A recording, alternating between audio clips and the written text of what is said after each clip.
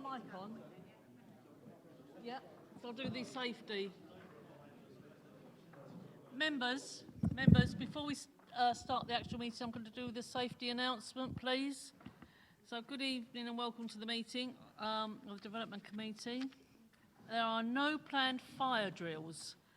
So if the alarm activates, please leave the building in an orderly fashion via nearest fire exit.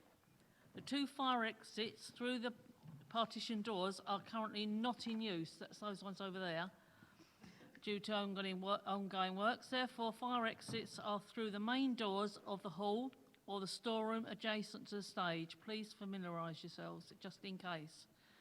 Daniel's doing his air hostess. Thank you. The fire assembling point is to the roundabout stroke island in front of the main entrance to the building. Please do not delay your evacuation to collect any belongings. Please do not return to the building until given permission to do so by council staff. Please note that the meeting will be audio recorded. Please switch off mobiles or turn them to silence. Toilets and hand washing facilities are available in the foyer area. Thank you, members and members of the public. Can we start? Yep. Right. Members, when I invite you to speak, please ensure you have one of the microphones in front of you before speaking, as microphones are needed for the hearing loop and for the audio recording. These are all switched on and ready for you to speak, so you do not need to adjust them. Make sure that the microphone is directly in front of you before speaking. Members, voting will be done on a show of hands in line with the Constitution. I will ask for a show of hands for and then against recommendations.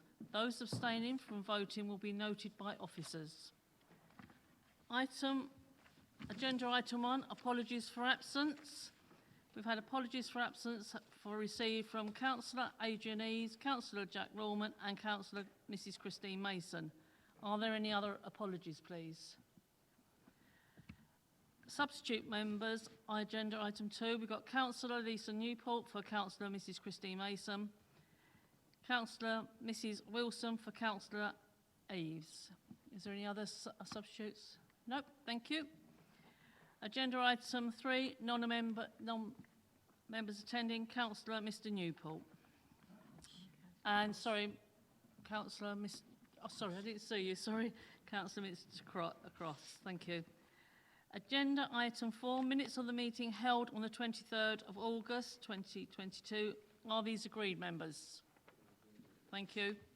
There are also minutes in the pack for the 2nd of August, just showing the amendments that were required for that meeting. So, thank you.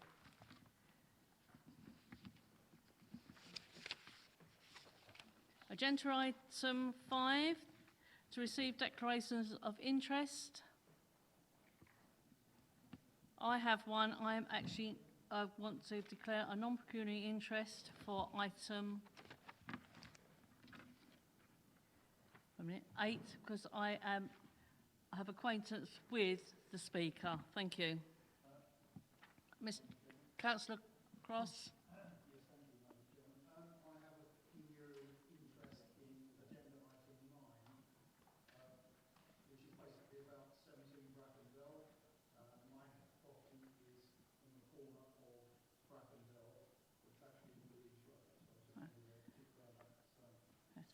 Would you, officers, would you like Councillor Cross to actually come to the mic so you could actually hear that on the recording? Yes, but Councillor Cross, can you come to the microphone just so you can say that so it can be recorded, so it's heard on the recording? Thank you. Yes, thank you, Chairman. I'd like to declare a non-pecuniary interest in relation to agenda item 9, which is property adjacent to 17 Brackendell. My property is on the corner of Brackendell, the address 15 Louise Road. Thank you. Thank you very much, Councillor Cross.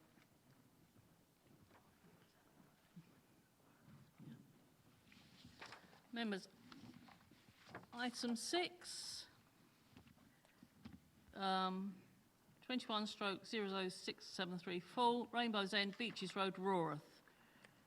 retention of one mobile home, and proposal for additional mobile home for the use by one Romany Gypsy family. Are there any visiting members that would like to speak on this? We've got Councillor, yes we have, sorry, Councillor Cripps and Councillor Stanley. Would you like to speak? Visiting member, James Newport. Oh, sorry, Councillor Newport, would you like to come? She needs to do the presentation. Needs to do the Oh yeah, I've got to do the presentation first, yeah, sorry. Yeah. Yeah, sorry, I've just lost the plots tonight. I do apologise. I'm thinking, It's this COVID injection I've had, it's killing me. Go on, Katie, sorry, I do apologise. Can everyone hear me? Yeah, Yep. great. So the application site is located on the northern side of Beaches Road. We've pulled up some aerial images. So the application site is located to the bottom of the screen. You can see Beaches Road on the south, and then this is the River Crouch just to the north. If you could go to the next image, please. Oh. So we have the application site. You can see the existing mobile home here, the additional mobile home that was brought onto the site. This is a menage, and then this is the access. So the site is adjacent to the businesses Drake Trees and Wildflower Travelling Tea Party, which you can just see off the screen here. The application site is located towards the junction of Beaches Road and Chelmsford Road, where there is a higher proportion of development than to the east of the site, where the street becomes immediately more rural in character by comprising open fields which are absent of built form. The applicant has lived on the site.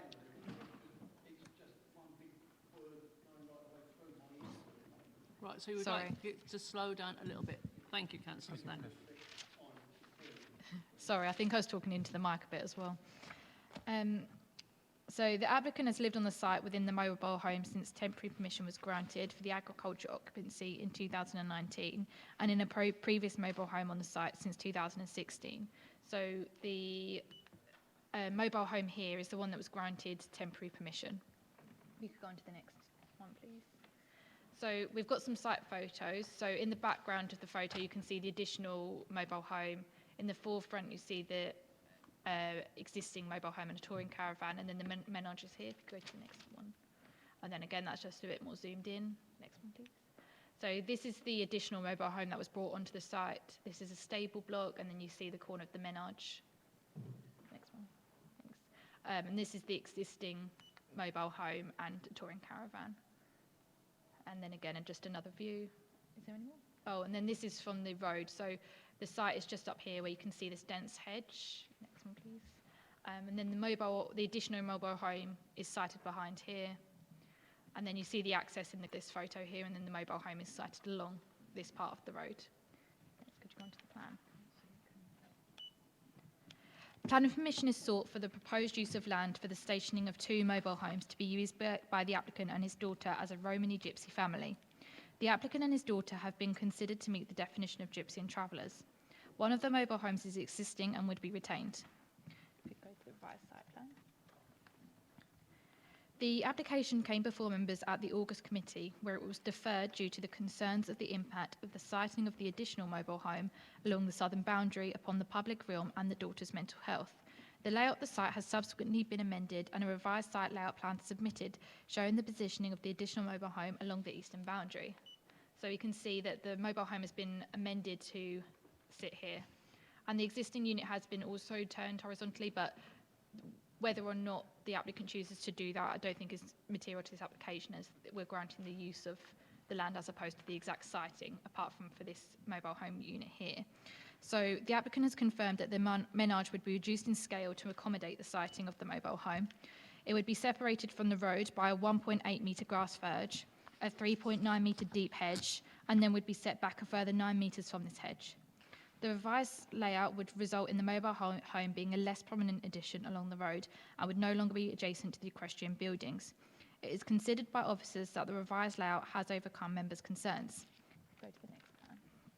However, a condition has been recommended requiring the additional mobile home marked X on the plan to be retained as shown on this layout plan, and that just secures that the mobile home cannot be moved around the site, so that it does actually address members' concerns.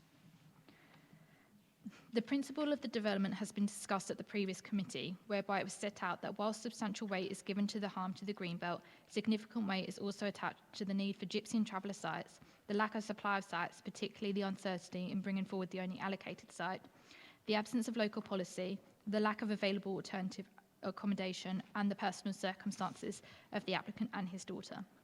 In this case, it was ascertained that there are a number of matters which are considered to weigh significantly in favour of the application, and this conclusion would be consistent with the outcome of recent appeal decisions. The cumulative weight of these very special circumstances are considered to clearly outweigh the substantial harm arising from the inappropriate development in the Greenbelt. The revised siting of the mobile home would have no greater impact upon adjoining neighbours, as the nearest residential dwelling is some 200 metres away. No neighbour comments have been received in relation to disturbance to amenity, and it is considered that the proposal would not have a detrimental impact upon this. An existing access would be used to access the site and raises no objection from the Highway Authority. The additional mobile home would be connected to an existing septic tank, which can be seen on the revised layout plan. It's not quite clear, the writing on the screen, but it's this bit here that you can see. As this is existing, officers have not requested details of this. The application site is located within Flood Zone 3, and as stated previously, development of this kind would not usually be acceptable within the flood zone. However, there is an existing permission on the site which has accepted the flood risk due to the Council's emergency planner stating that this could be managed through a flood response plan. As the development is for one additional mobile home within the same family unit, it is not considered that there is a greater material flood risk on site. Nevertheless, officers have included an additional condition requiring an updated flood response plan based on the time which it has passed since the original flood response plan was agreed, and this has been included since the last committee, so you won't have seen it previously, but it was included on the revised report. Finally, the hedgerow along the southern boundary is considered to offer a high degree of amenity and screening of the site from the public realm and should be retained, and a condition has been imposed seeking retention of this. The application is recommended for approval, Chairman, subject to the conditions set out in the updated officer's report. Thank you. Thank you. Sorry I missed you first of all. Kate. That's okay. I do apologise. Councillor Newport, would you like to speak on this? You have 5 minutes and I'll give you an indication when there's 1 minute to go. Thank you. Thank you, Chairman.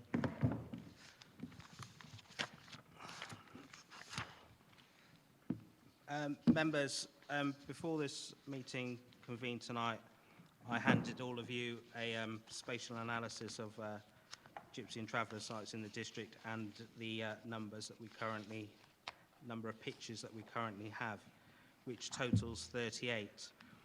Officers make much of the fact to the committee that we don't have enough pitches being brought forward, but there are 38.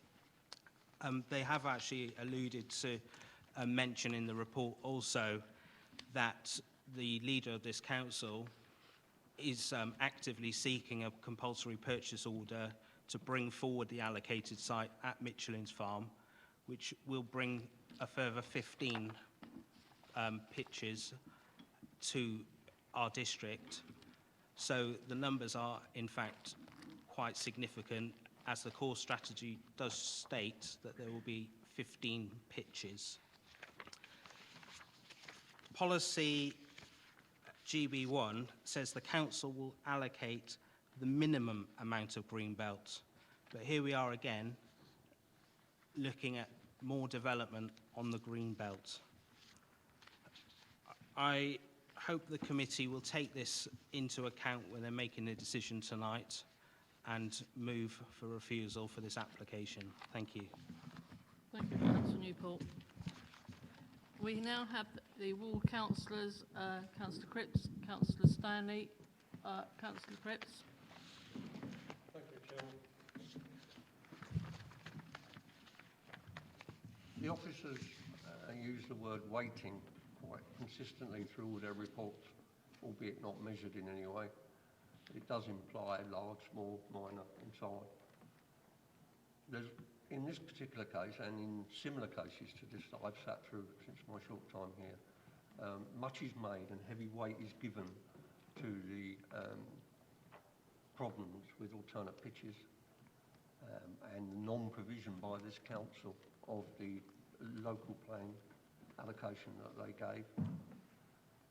I don't see any weighting against the information that's come available this week from Yvonne Dunn, where we've already got 38 pitches across the district, and incidentally 22 of them are in Rorath, which is where this particular application is as well. So with only waiting on the one hand and not on the other hand, I'm not moved to keep on supporting greenfield development when we look to be over our quota already, and with the potential, if it comes through with Fairglen interchange, considerably over the total we're required to provide. So I think we should be resisting these developments. Thank you. Katie, would you like to come back on that? Yes, please, Chairman. I'd just like to speak to the figures. So essentially how we come to the additional pitches that are required is that in 2019 a survey was conducted. So that was based on the population of the existing unauthorised sites, an allowance for children growing up and needing their own pitch, and an assumption around the formation of new pitches. So that's how we came to the conclusion that based on the number of pitches that were permitted and unauthorised, including those other provisions as well, in 2019 there was a need for 18 additional pitches. So although perhaps 38 are provided at present, that doesn't mean that there isn't an additional need that we have to accommodate for.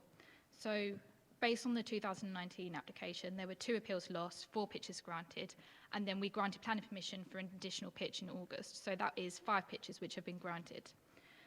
So that kind of addresses how we have come to the fact that it's not that we've provided 38 and there's only 18 needed. It's because when that survey was done, it takes into account what is existing, what is potentially going to come forward, and looking at the need for the future. However, based on the stats as well that have, I think, been passed around, they look at the unauthorised sites and the authorised sites. So the unauthorised doesn't count towards our supply, they only count towards our needs. And the list also doesn't actually define what is a gypsy and traveller. It shows it as a whole of what on our unauthorised sites in terms of mobile homes, but it doesn't address what sites of those are gypsy and traveller and meet that definition. And so it doesn't actually show an accurate depiction of the supply of gypsy and traveller sites. So the stats that are included within the officer report are the updated version. So we needed to provide 18, we provided 5, and there are 13 sites that we still need to provide to be able to demonstrate that we meet that supply. Thank you, Chairman. Thank you. Councillor Stanley? Oh, are you okay with that answer? Yeah, I hear what you say. To me, I'm not anti-gypsy or traveller, so the distinction you make between traveller sites and other greenfield incursions, that doesn't influence me at all. If we've got 38, we're over our quota. Well, the officers explained it. Yeah, I can't explain it any better, I'm afraid. No, that's fine. Um, Okay, that's okay. You finished, yeah? Councillor Stanley? Yes. Yeah? Okay. Thank you for this, Chairman. I would like to, there's some questions I'd like answered by the officers. First of all, is it true that a gypsies and travellers site will be moving their equipment from the site sometime during the year to find work elsewhere? If that is so, who is going to look after the mentally handicapped person that's on the site, and where is they going to go, and where have they been before they entered the site in the first place? What is the special circumstances appertaining to a gypsy and travellers site to be warranted to go onto Green Belt? And another one is we have 17 unauthorised sites. If we was to make those sites authorised, then we would have our quota as to the sites that we actually need. So my question is, why have we not authorised those sites that are unauthorised?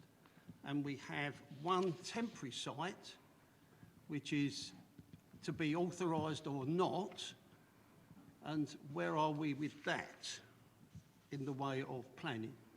Thank you. Thank you, Chairman. So in terms of the Gypsy and Travellers moving their equipment to find work elsewhere, we have not been informed that that is the work that they participate in, that they would go out to find work elsewhere. And so there isn't a need in our, as far as we're concerned, that there needs to be anybody to look after the daughter when they move out for work. Our understanding is that they have ceased travel, and that is why they're looking for a permanent basis. And that's on the fact that due to age and the need to care for the daughter as well, that's why they've ceased travel. So the Sorry, could you speak up? I can't Oh, hear you sorry. quite. Is that better? That's better. Yeah, Thank you. sorry. Did you hear my answer or did you want me to repeat? I only heard part of it, something about they're not travelling or whatever. That's you okay. said. I'll I repeat couldn't- myself. That's fine. Couldn't quite get that. That's okay. So we're not of the understanding that the applicant still travels for work. Our understanding is that they've ceased travel, and that's why they're needing this permanent base. And the reason for ceasing travel is due to age and the circumstance of the daughter's mental health, and so the need to care for her, and that's why they've ceased travelling. So there isn't a need for somebody to come onto the site to look after the daughter because the applicant wouldn't be travelling for work. The applicant did provide details of where the daughter had lived previously. He sent in some comments that were published following the previous committee. The daughter lived outside of the home previously, but due to her personal circumstances, which were redacted because of the nature of them, she was no longer able to live in that premises for her own safety, essentially. And so that is why she is now being cared for by her father. Can I just interrupt you there, please, just for a moment? Yep. She'll be on her own, won't she, in this unit? So, Or is her father moving in with her? no, so the two mobile homes are obviously near to each other, but Romany Gypsies traditionally can't share one mobile home. They have to have separate mobile homes, and that's their culture. So although they're not living in the same mobile home, they are in close enough proximity, which means that she has the assistance of independent living. In terms of the special circumstances, they were set out in the report, but they primarily include the fact that we can't meet our 5-year supply, there's a lack of alternative accommodation, there's a lack of available alternative accommodation, and the personal circumstances, which again have been set out in the report. So in terms of the 17 unauthorised sites, and why we haven't authorised these is simply because they haven't come forward as planning applications. And then the temporary site and why that hasn't come forward or where the status is, I don't know what that application is, and it's not a material consideration of this application, so I wouldn't have any comments to add on that. Thank you, Chairman. Councillor Foster, then Councillor... Sorry? Yes? Thank you. I didn't realise that they had to have separate accommodation, and thank you for informing me of that. However, she obviously was living with somebody because they didn't have separate accommodation. So, and quite honestly, I do think that if she has mental illness, then living on her own is not quite the right thing for us to decide that she should do that, because I, for one, do not want to be granting this application if she's living on her own with a mental illness. I don't think that is advisable. I think that should be, that we should turn around and say that somebody should look after her and be in her contact rather than away from her contact. I don't think this is an advisable situation. Thank you. I'm going to get Councillor FD just to speak on that, and then I'm going to get Councillor... Do you want to speak on it or not? I was just going to say it's not really relevant to the planning, all this about the daughter's mental health. It's not really something we should really take into consideration, I don't think. Well, under special circumstances, Councillor FD, it's the special Excuse me, can you not circumstances that she's argue, in please? doing this. Can you please not So- argue? I'm not having this, people arguing. Well, I've just been told that it's under special circumstances. but So his Excuse me, comment isn't Councillor the Stanley, comment that I'm not having anyone arguing this, or I'll stand up and completely close the meeting. Councillor Foster. Thank you, Chairman. This item was discussed at great length in the last meeting, and I believe that the reason that were put forward for deferral at that meeting have been addressed by the officers in the report. So I'd move a motion for approval with an amendment of wording in condition 3, on page 6.2. In the sentence beginning, when land ceases to be occupied by Mr. Barry Taylor, or his resident dependents, change the word or to and.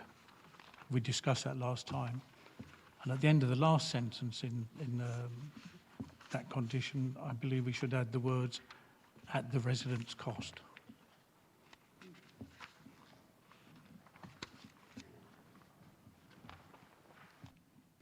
Are you happy with that, Katie? It would be at the resident's cost anyway. It wouldn't be for the council to carry that cost. So it wouldn't be necessary to add that sentence. However, I don't think it would kind of jeopardise the condition, but it probably isn't necessary to add that part because it would be at the applicant's cost. But I'm happy with the wording of the and being changed. If I may, Chairman, I do understand that, but being somewhat cynical about certain things, I would recommend that we have that wording to make sure the onus is on the occupants to return it to the state it was before the occupation of those caravans. Are all members happy with that? Have you got a seconder for your motion? Hello. Councillor Milne will second the motion for approval. I was told it's cold. I know, Councillor. Can I not speak on the... Just, yeah, you will do. But they are trying to chip in something. It's not stopping you talking, it's just... Sorry, could we, at the end of it, could we say instead, and the landowners, at the landowner's cost? Would that be acceptable? Sorry, repeat.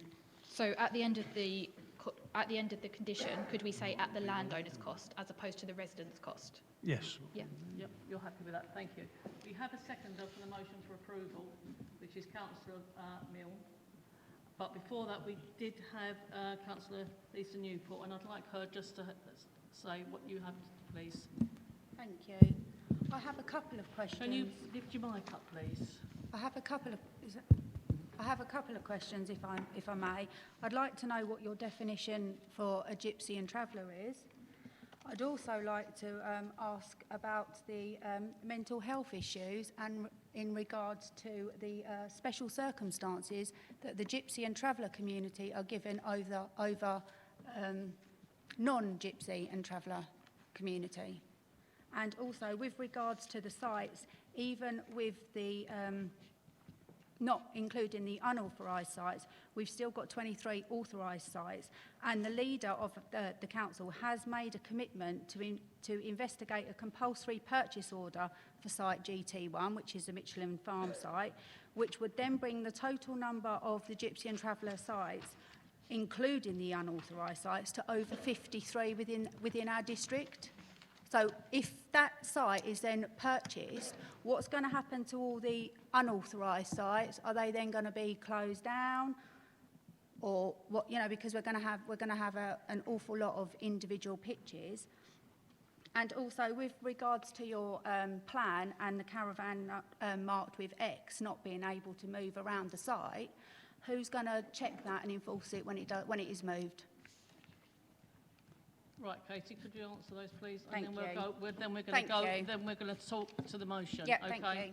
I must admit, I do have to say, Katie did actually go through the allocation sites beforehand, so I don't think that needs to be addressed again unless Casey wants to. I'm happy to clarify, because Yeah, I fine, appreciate thank that the stats can be a bit confusing. Yeah, no problem. In terms of the definition of a gypsy and traveller, that's discussed in the planning policy for traveller sites. So there is a set definition. I don't remember it off the top of my head, but it essentially says that whether someone's a gypsy and traveller and whether they travel or have ceased to travel. It's only No, sorry. Sorry, can I just clarify the question? No, you can't. Not for a minute. I'd like the officer. Okay. No, excuse me, Councillor Newport. You've asked a number of questions. We would like those answered. Then you could come back. Yeah, okay. Let's do it that way, yeah. please. Thank you. Thank you, Chairman. So in terms of the mental health issues and why this is considered as a special circumstance for gypsy and traveller sites, essentially it's because the very special circumstances that we have to weigh up on the Greenbelt balance includes personal circumstances. So we have to understand why somebody has chosen to cease to travel and why they are choosing this as a permanent site. And in this instance, it's partly because of the mental health issues of the daughter. So with the settled community, we would have to look at very special circumstances for a Greenbelt application to weigh up that balance, and that would be a material consideration. But it is the personal circumstance of the applicant in this case that means that we have to give that further consideration. In terms of the 23 unauthorised sites, this is, I think what Councillor Shaw was alluding to that we were discussing before. So essentially in 2019, when this survey was conducted, we looked at all the sites that were in the district, whether they were authorised or unauthorised. We look at what the demand for that would be in the future in terms of the children, and you have to calculate an expected demand for people that are going to come into the district, and you work out how many pitches are going to be needed in the future, and that was calculated as 18 additional pitches.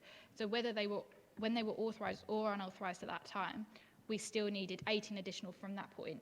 We've only seen 5 be authorised since that time, and so we still need 13. So it doesn't matter whether there's 23 authorised sites, because that was taken into account when we did that 2019 survey, because we're looking at every year there is more demand and more demand, and that survey is looking at what that demand is at that point in time. So there was originally a survey done in 2016 where we saw that there was 19 additional pitches. That was then done again in 2019 and there were 18 additional. So in that time there had been a reduction of 1 basically. But yeah, it's looking at what that demand is, and we have to be able to meet the supply of that demand.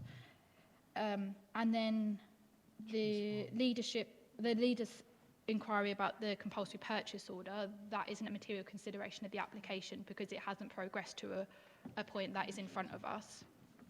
And so we can't take that into account at the moment. If it was to progress with Eagle to a point, we would be able to take it into account, but it's not for development management to put forward an application, and so we can't take that into account as it stands. However, if that was to come forward, it wouldn't then mean that all of the other authorised sites already would have to be removed. It would just mean that we meet our supply of the moment, and so we wouldn't have to permit these windfall developments that we see coming forward. It would mean that until we have a new survey and we can see what the demand is presently, but as of the 2019 survey, we would meet that demand if that application were to come forward now. And then who's going to enforce the siting of that caravan would be our enforcement team. If we had reports of the mobile home being moved around the site, our enforcement team would be able to go out to the site and request that it move to the position as marked on the layout plan. Okay. Thank you. Thank you, Right, Chairman. members. Sorry, can I just come back with that? I wanted to clarify the question. Councillor Newport, I'll let you come in after we've had a motion on the table for approval. So what clarification do you need, please? I wanted to ask about the pitches and pitches being classified for Gypsy and Traveller community, whereas some of the pitches that have already been No, we're talking about authorised. this one now, Councillor Newport, please. I'll get there. Whereas you say that some of the pitches that are already authorised are not considered for Gypsy and Travellers. That's why I was asking what your definition for a Gypsy and Traveller was, and how you can define between some pitches that have been authorised that you're saying are not Gypsy and Travellers pitches, and some that you're saying are applications for Gypsy and Travellers. Just to clarify, that's not what I was saying. No. I'm saying that the Excel spreadsheet that states about unauthorised and authorised sites doesn't declare whether or not those sites meet the Gypsy and Traveller definition.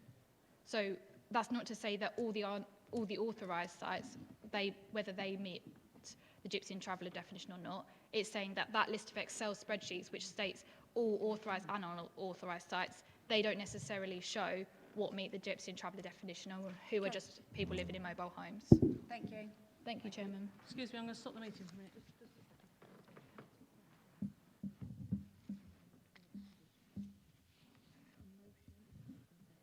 Yes, it was a motion, and Councillor Mill has seconded it. Okay. Right. Yeah, so, right, we've got a motion on the table for approval. We've had a seconder. Is everyone can I have a vote to say we're going to go for the motion, accept the motion that's on the table? with the amendment that Councillor Foster's.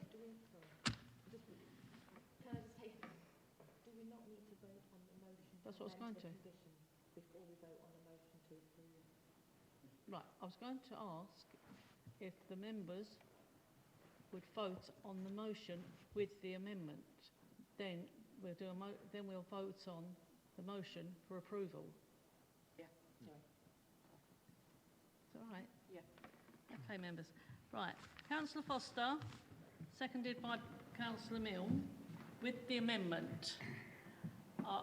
Are all members, can I have a vote to say they are in favour of just the motion with the amendment? We're not voting for approval, we're just voting for the motion with the amendment that has been put forward. Can I have a show of hands for that agreement, please?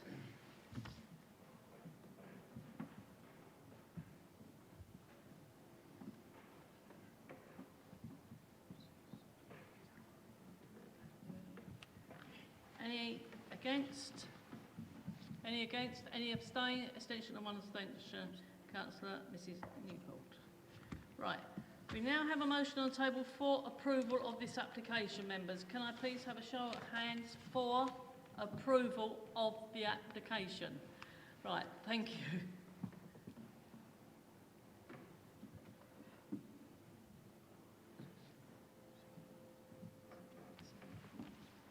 Against, members? Members, that is carried. 7-4, 5 against, no abstentions. Thank you.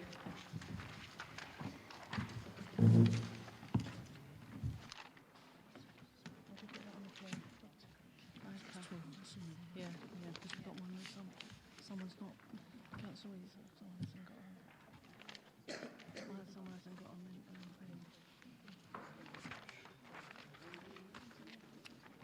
Members, agenda item 7. On your agenda pack, it is shown as 22-00626/full. It should be, thank you to Councillor Foster, 22-00229 full. Caravan at land west of pumping station, Watery Lane. I believe Katie Fowler, yes, will present the officer's report. Thank you. Thank you, Chairman. Sorry. The application site is located on the northern side of Watery Lane, some 300 metres west of the junction made with Holbridge Road. So if I just get my laser. Could you speak into the microphone? I can't hear a Sorry. word you're saying. It's just one big long word without a gap. Yeah, it's got to be a bit polite on this, Councillor Sorry? Stanley. Please be a little bit more polite. Which way should I have addressed it then? No, I think just saying, can we speak up, please? That would have been... Yes, I'm asking. That's exactly what I'm asking. Yes. You're right, Katie. Yeah, sorry. I Bring think I'm just getting used to the position of the Yeah, mic. yeah. We're all new to this, Katie, and we've all got problems here tonight. Sorry. No So problem. Don't apologise. the application site is located on the northern side of Watery Lane, some 300 metres west of the junction made with Holbridge Road. So the Holbridge Road is just off the screen where the Google Earth sign is, but Watery Lane is here, as you can see, and the application site is just this bit of Cardstown that you can see. If you go to the next one, please. So you can see the white touring caravan and then the mobile home here. So the site is located to the west of the Gypsy and Traveller site known as Pumping Station, which is here. And on site there are a number of structures that have been provided to you to serve the use of the site for the keeping of animals. The mobile home was originally used for a rest room associated with the keeping of the animals, but has been used for residential purposes since around 2008. Planning permission is sought for the proposed use of land for a Gypsy and Traveller pitch, comprising the retention of a mobile home, touring caravan, vehicular access and driveway. Could you go on the layout, please? Thanks, yeah. So on the screen we can see the existing mobile home is here, the touring caravan here, and then this is the access from Watery Lane, and then the driveway that extends up here. The mobile home and touring caravan are positioned centrally along the western boundary. Members may be familiar with the application site as an application was refused and dismissed at appeal in 2009 and a subsequent application was recommended for approval by officers and refused by the Development Committee in 2013. It should be noted that whilst the 2009 application was dismissed at appeal, this was determined prior to the introduction of the NPPF in 2012, which resulted in material change in policy, including the approach to gypsy and traveller sites. The applicant claims gypsy and traveller status, and this has been supported by the determination of the previous applications, which ascertained the applicant's status as a gypsy and traveller. The principal consideration of the application is the impact of the development upon the Greenbelt. The policies relating to this are laid out within the officer's report. The proposal would introduce a permanent mobile home, a touring caravan, and hard standing on what was essentially an undeveloped field. The proposal for residential development would be considered to constitute urban sprawl within the Greenbelt, equating to inappropriate development that is harmful by definition. The development must therefore demonstrate that there are very special circumstances which outweigh the harm to the Greenbelt. Policy H7 of the core strategy sought to allocate 15 pitches by 2018, and this was reflected through the allocation of GT1 at Michelin's Farm. Due to various complications and difficulties, development of this site is yet to commence, and the Council have not exercised its power formally to compulsory purchase it. There are no other available, allocated, or public sites available for occupation within the district, and therefore the Council's requirement to deliver gypsy and traveller pitches must be accommodated elsewhere. Further to this, the latest formal assessment of the district's need identified a need of up to 18 additional pitches for households meeting the PPTS definition of a traveller, with a further 3 pitches for households where it is unknown whether the definition is met. There has been the recent granting of planning permission for 5 pitches, and therefore there remains a need for at least 13 pitches dedicated to households meeting the PPTS definition. As such, the Council are unable to demonstrate a 5-year supply of sites for gypsy and travellers, and this should be given a significant weight in the Greenbelt balance. In addition, the lack of alternative provision should also be attached significant weight. Whilst a medical letter was submitted with the application, it was not considered that this equated to a personal circumstance which restricted the location of the applicant to the current site. Therefore, while substantial weight is given to the harm to the Greenbelt, significant weight is also attached to the need for gypsy and traveller sites, the lack of supply of sites, particularly the uncertainty in bringing forward the only allocated site, the absence of local policy, and the lack of available alternative accommodation for the applicant. In this case, there are a number of matters which are considered to weigh significantly in favour of the application, and this conclusion would be consistent with the outcome of recent appeal decisions. Subsequently, the cumulative weight of these very special circumstances would clearly outweigh the substantial harm arising from inappropriate development in the Greenbelt, despite the applicant's inability to demonstrate personal circumstances. In terms of the impact of the development upon other considerations, there have been no objections from neighbouring properties, and as the site has existed since 2008, it is likely that any disturbance would have been raised. The Act has been constructed in accordance with the details submitted with the 2013 application, in which the Highway Authority raised no objection. The application form states that the method of how foul drainage is disposed is unknown. As such, a condition has been imposed requesting details of the foul drainage on site and a maintenance plan to ensure its upkeep. The application site is located in an area identified as at a low to medium risk of surface water flooding. The application form states that the surface water would be disposed through a soakaway. However, no details have been submitted, and so a condition has been recommended requiring the details of the surface water drainage proposed. The application is recommended for approval, Chairman, subject to the conditions set out in the officer's report. Thank you. Very much, Katie. Councillor Newport, Mr. Newport, would you like to say anything? Thank you. Councillor Cripps, Councillor Stanley, Councillor Cripps, yes, please. Yes, please. I won't put Katie through the same question and answer session again, so I'll take that as a read. It'll be the same question, same answer. Okay. I'd like to move on to a more, what I think is a crunchier. I think to some extent, I have sympathy with the officers because I think they are compromised to some extent. All the while, we don't have the allocated, local plan allocated Michelin Farm site. And as Katie has said several times this evening, there was an estimate of need in 16, there was an estimate of need in 19, it's now 2022, we're 4 years beyond the deadline for provision of the 15-pitch site.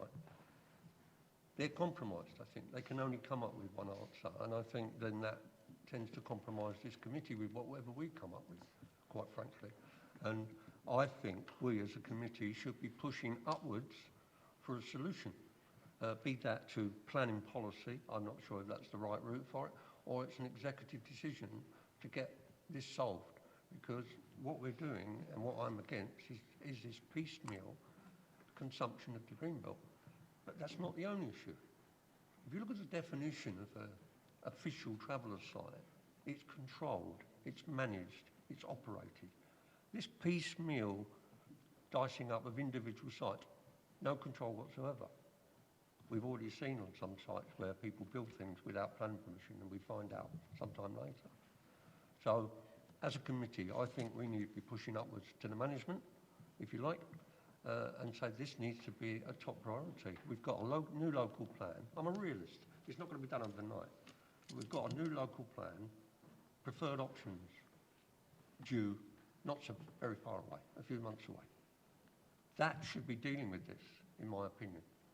And until that's dealt with, I will continue to oppose keep developing on the Greenbelt site as an easy way out of policy. Thank you. Thank you. I have noted your comments, and I'm sure the officers have. Perhaps that can be addressed outside of this meeting. And can I suggest, with the officers' support, that if a meeting is arranged for Councillor Cripps to actually address... Well, perhaps if I pick up separately. Yeah. Because it is, you're right, it's a local plan issue. So Councillor Cripps, Phil will speak to you separately on this matter outside this meeting. Okay, fine, thank you. Thank you. Councillor Stanley, have you got anything to say? Yes, please, Chairman. Thank you very much for this opportunity. Can you speak into the mic? Bring it forward, please, Councillor Stanley. Thank you for this opportunity to speak to the committee. First of all, do we know anything of the foul drainage that's on the site? From the last one that we had, it was noted where the effluent pickup was. There doesn't seem to be anything on this site at the moment. Also, as we know that there is some sort of problem with the drainage from that site that goes into the river. Thank you very much. Also, I did notice that we have a medical issue with this application as well. Do we know what that medical issue is? I shouldn't need to, because we can't do that, sure. I can answer to it. As the occupant will be living alone again, and what the circumstances are to that, as there are special circumstances and should be dealt with in a medical condition, that whatever it is, I assume.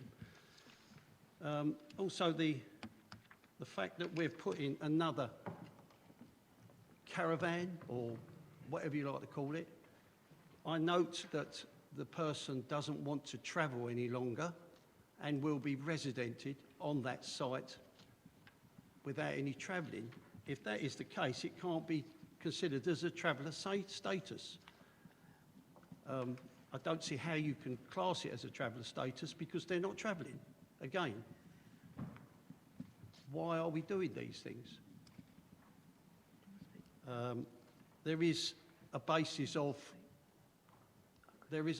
for the travelling fraternity, and yes, I do agree there is one in Basildon and there's one in other councils.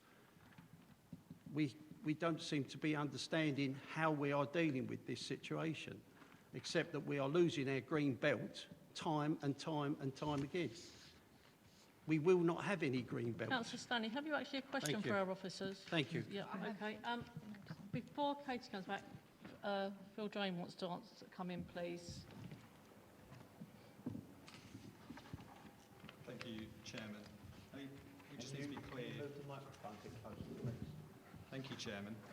We need to be clear on what's in the officer's report around planning policy for traveller site. That defines what a gypsy and traveller is, and it defines a gypsy and traveller according to non-traveller status. So that's not something that this councillor is advising on. That is defined within policy. I'd advise members to be familiar with that when making decisions like this. And I think that's been explained by Katie Fowler on both of these applications. Katie, would you like to come back? Thank you. Thank you. So in terms of the found drainage, this was addressed within the report. So in the application form, they stated it was unknown what the foul drainage was on site. Considering that they've been there since 2008, I imagine there is something in place, but we don't know what that is. So there is a condition attached to, as recommended, to request those details and a maintenance plan so that officers can understand what that is. In terms of the drainage into the river, that wouldn't be permitted by the EA. If that is going on, that would be covered by separate legislation. But when we get the details, if the application was approved, then we would be able to understand what the drainage is on the site. So the medical issue the specific medical issue isn't a special circumstance. They did present it as a personal circumstance, but we can't disclose what the specific medical issue is. So we didn't consider that in this instance. It did constitute a personal circumstance because the medical issue as provided by a doctor's letter wasn't something that couldn't be dealt with by any GP. I think kind of what we're drawing comparisons to is the previous application, and there was a psychiatric letter that was provided with that application which explained why this site would benefit that applicant, whereas that hasn't been demonstrated on this site. So officers felt that it wasn't a circumstance that meant that it couldn't be accommodated anywhere, basically.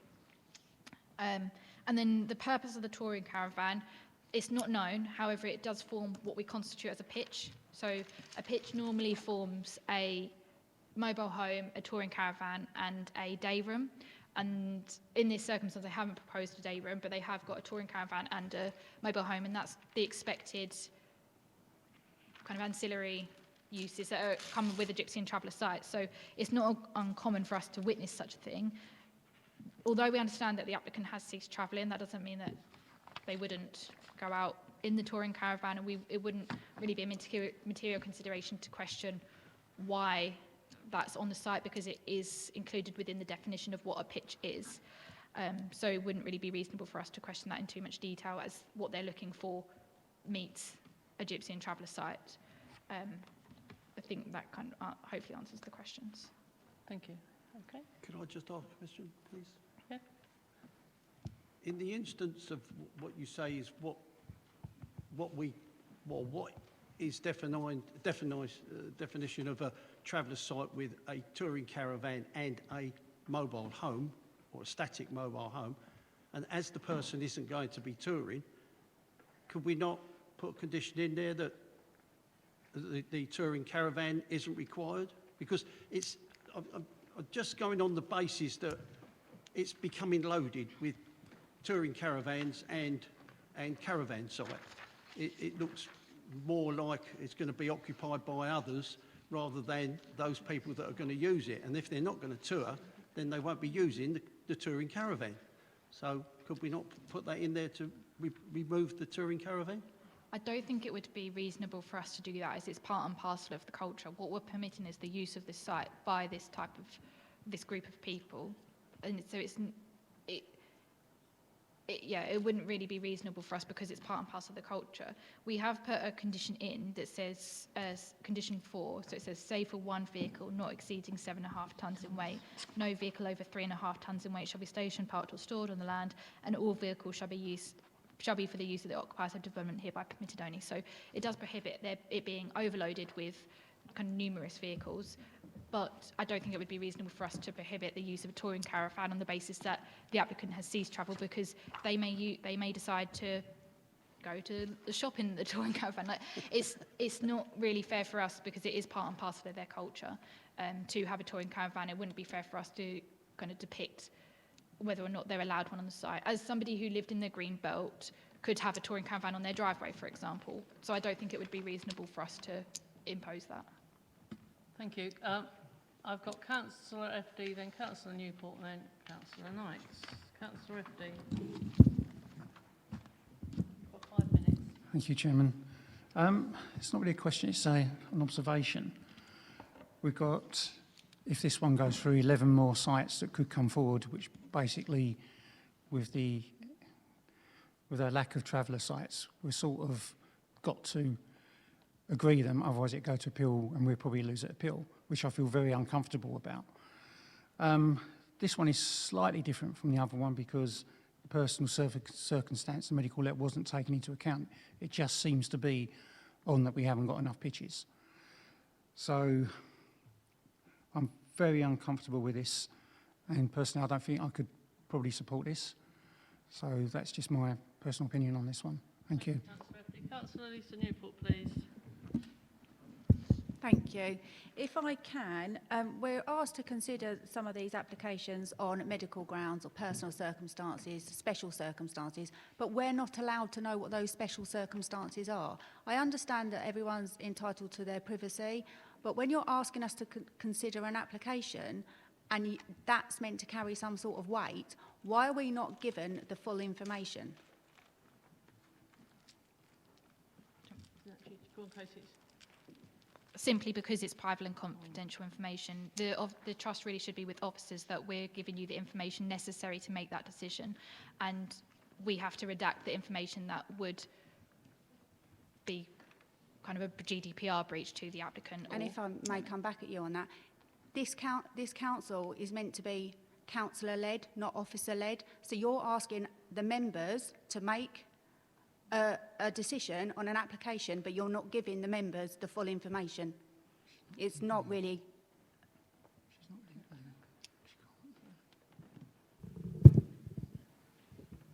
Thank you, Chairman. I think it's what's in the public domain. It may well be possible for members to have conversations with officers to find out that information, knowing that that's private information. I think the key issue here is that we're making a decision based on information that would then be in the public domain. I appreciate the issue and Because we concern. are, sorry to interrupt, but we are given... We just let him finish, and then you can come back, Lisa, please. We are given information that is private and confidential on other matters. It just seems really not... We're not given the full picture. It may sway a vote if we're given the full picture. That's all I'm saying. That's all I wanted to ask. I appreciate what you're saying, but obviously in this circumstance we're not actually attributing any weight to the medical condition, so I don't think it would apply to this planning application or be a material consideration. Personally, I would find it very uncomfortable if any medical information is put on this. As you say, it's for a personal domain. And if I was having an application for myself and it was medical, I would not want that to go out. But that's only my personal opinion. Councillor Knight. Thank you, Chairman. Correct me if I'm wrong, but you said they live alone on this site. I think they said they live alone.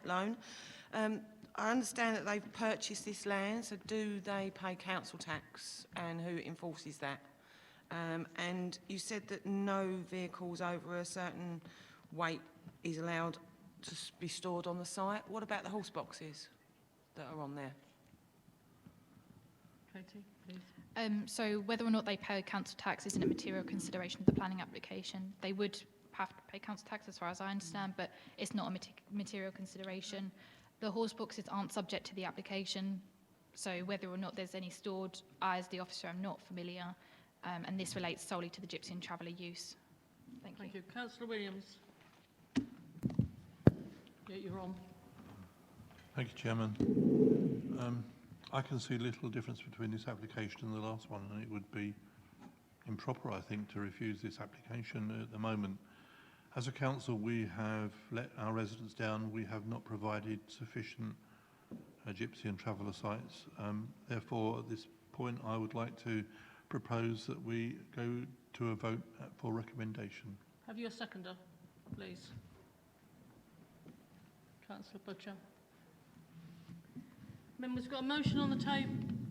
Councillor Wilson, are you going to be talking with the motion? No, I had my hand up before my fellow councillor asked, made his point. Yeah, well, so because we have to go in, I have to go in order. Yeah, that's no, it. absolutely, I understand that. Well, have you got a point? I have a question actually. Two questions. I will be really quick. No, we need you to have a microphone, please. Sorry, apologies. Lost it now. That's good. 3.8 or 3.9 talks about the land being previously agricultural land. Can I just ask, are any animals actually kept on that land?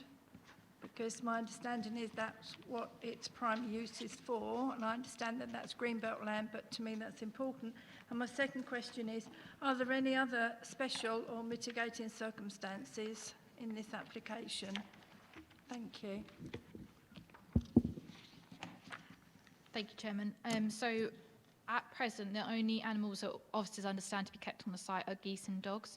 So it was put forward as a consideration that the land was agricultural in use. Officers didn't consider it to be a formal agricultural use, and so we didn't give that any policy weight. So although there are animals kept on the site, it wouldn't constitute, in officers' view, a formal agricultural provision.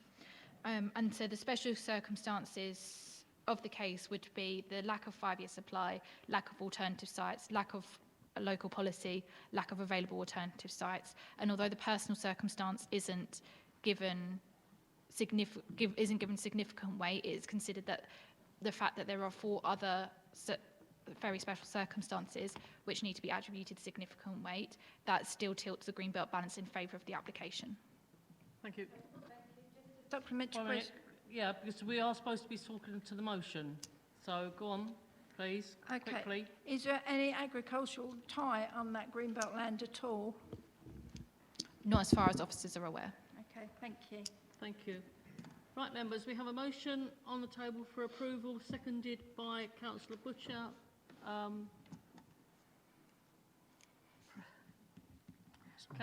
Councillor Williams put the motion forward. Members, can I have a vote for approval of this application, please? A show of hands.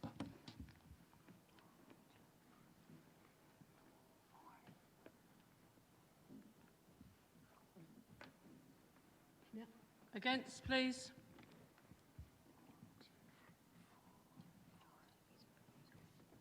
Any abstentions? One abstention. Two abstentions. Sorry, 2 abstentions. Yes. Right, there's 5 for, 5 against, 2 abstentions. I have the casting vote. I'm voting for. Thank you.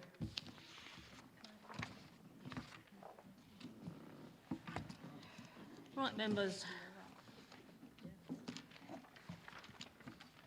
Item 8, 22/004414, land of 12 to 26 Eastwood Road, Rayleigh. I believe it's Katie Rogers will be. Thank you. Welcome, Katie. Just give us a moment. Yeah. Right.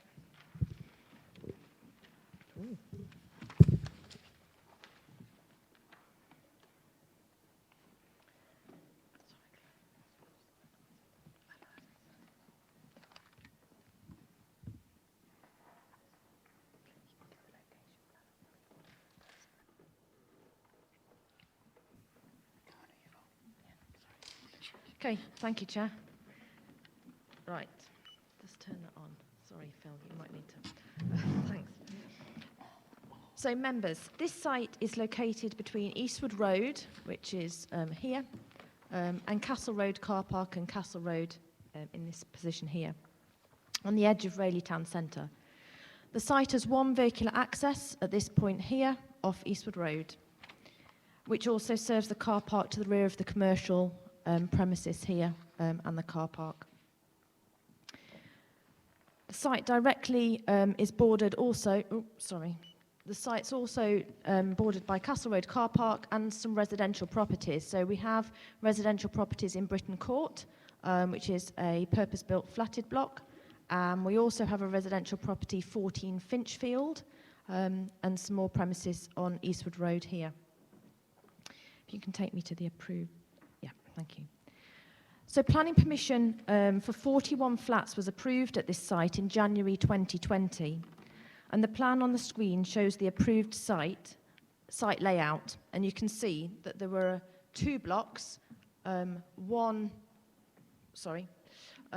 Block A here, and Block A sort of followed the northern boundary of the site, and Block B here.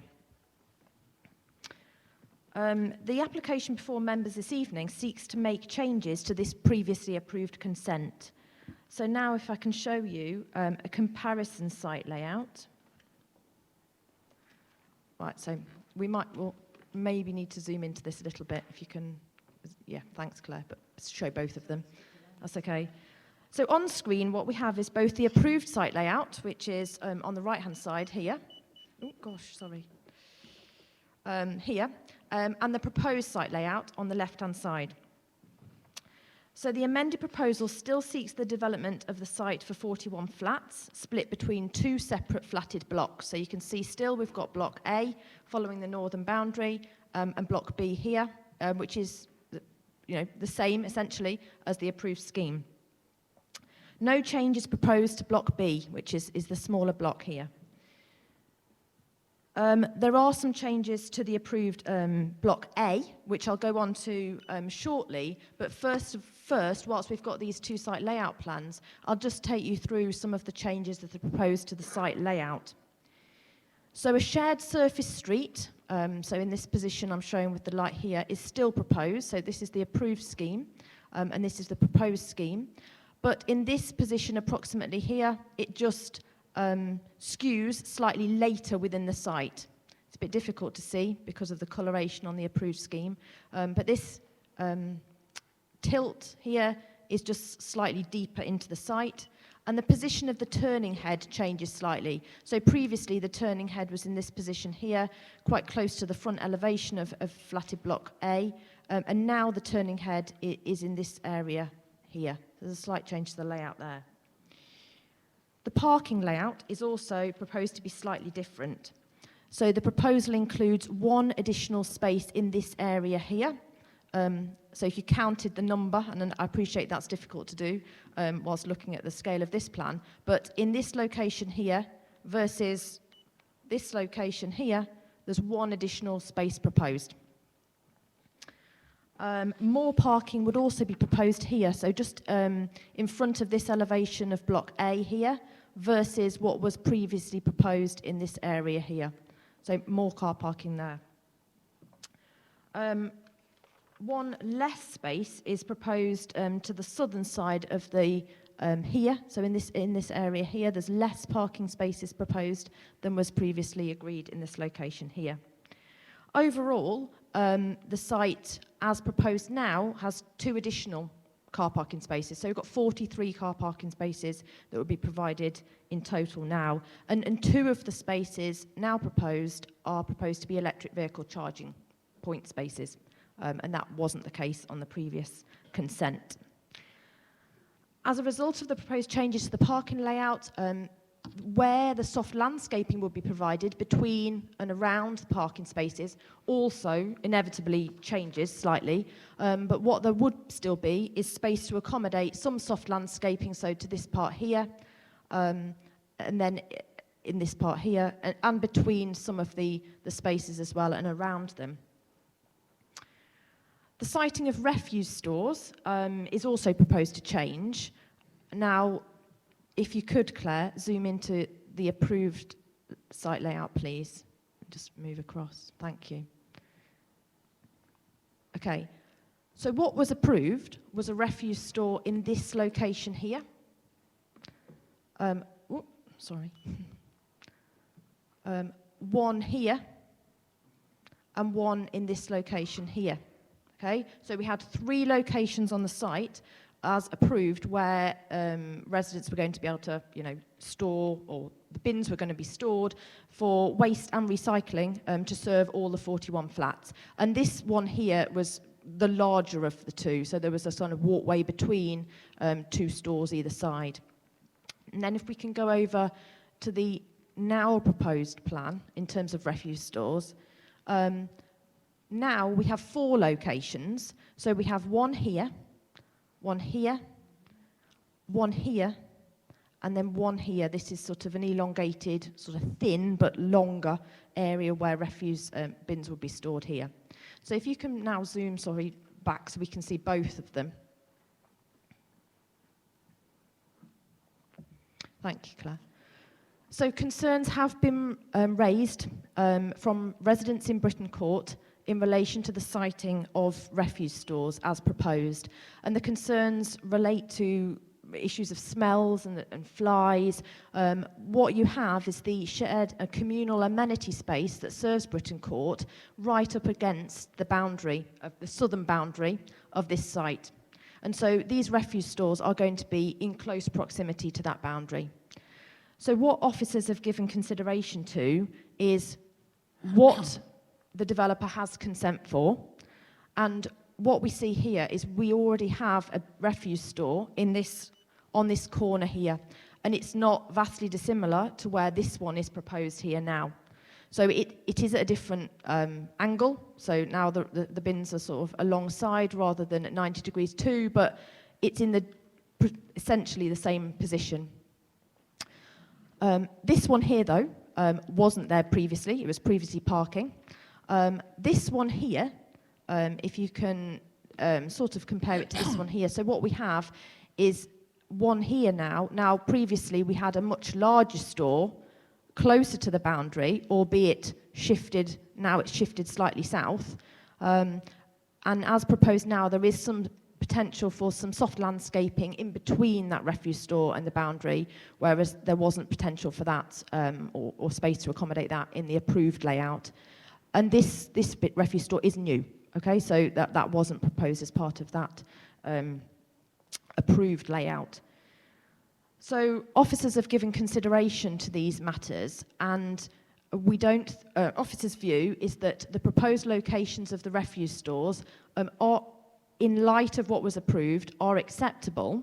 But what officers are not satisfied with is the design of these bin stores. So Claire, I know it might not be in the right order, but there is an elevation to show. Yes, thank you. So this is the elevation of the proposed refuse stores that the developer seeks to provide. So, and what they are is essentially open on top, so there's no roof to the structure. It's essentially sort of timber fencing type with doors that open to the front. And officers consider that, if you can go back to the layout, Claire, in such close proximity to the boundary, and given the residential or sort of the communal amenity space adjacent, that's not adequate. So what we have recommended is a condition that requires these to be roofed structures. And it's still, if you look at the condition, I haven't got the number to hand to tell you what number it is, but it's in the report. It does seek to ensure that they are ventilated. So what we don't want is entirely enclosed refuse store buildings, because you need some air circulation. But what we say is that the gaps, if you like, could be to the front elevation facing the development, rather than any gaps facing onto the boundary treatment with Britton Court's boundary. So they will be required to be roofed structures. It's condition 15, if you wanted to have a look at the wording of it. Thank you, Claire. So given that condition, and given the approval, officers are content that there would be, that the proposed arrangement would be acceptable. If I can just take you, please, to just some photos. What I have got is a few photos of the site that I took on a fairly recent site visit. The site may have progressed from this.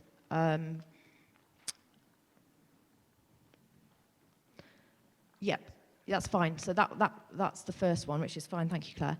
So I know you might not recall back to the layout plan, but if you can imagine, one of the refuse stores is proposed just the other side of this fence panel that looks like it might be in need of a bit of repair, on the other side of that. And that location is the location that was already approved for a refuse store on the approved site layout.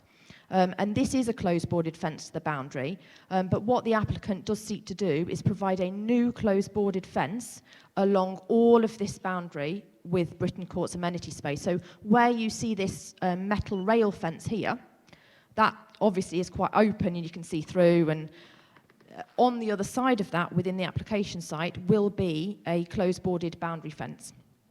So there'll be one refuse store behind this fence panel, there'll be another one about in this location here, just the other side of that fence. And Claire, if you could take you to the next photo, please. Sorry.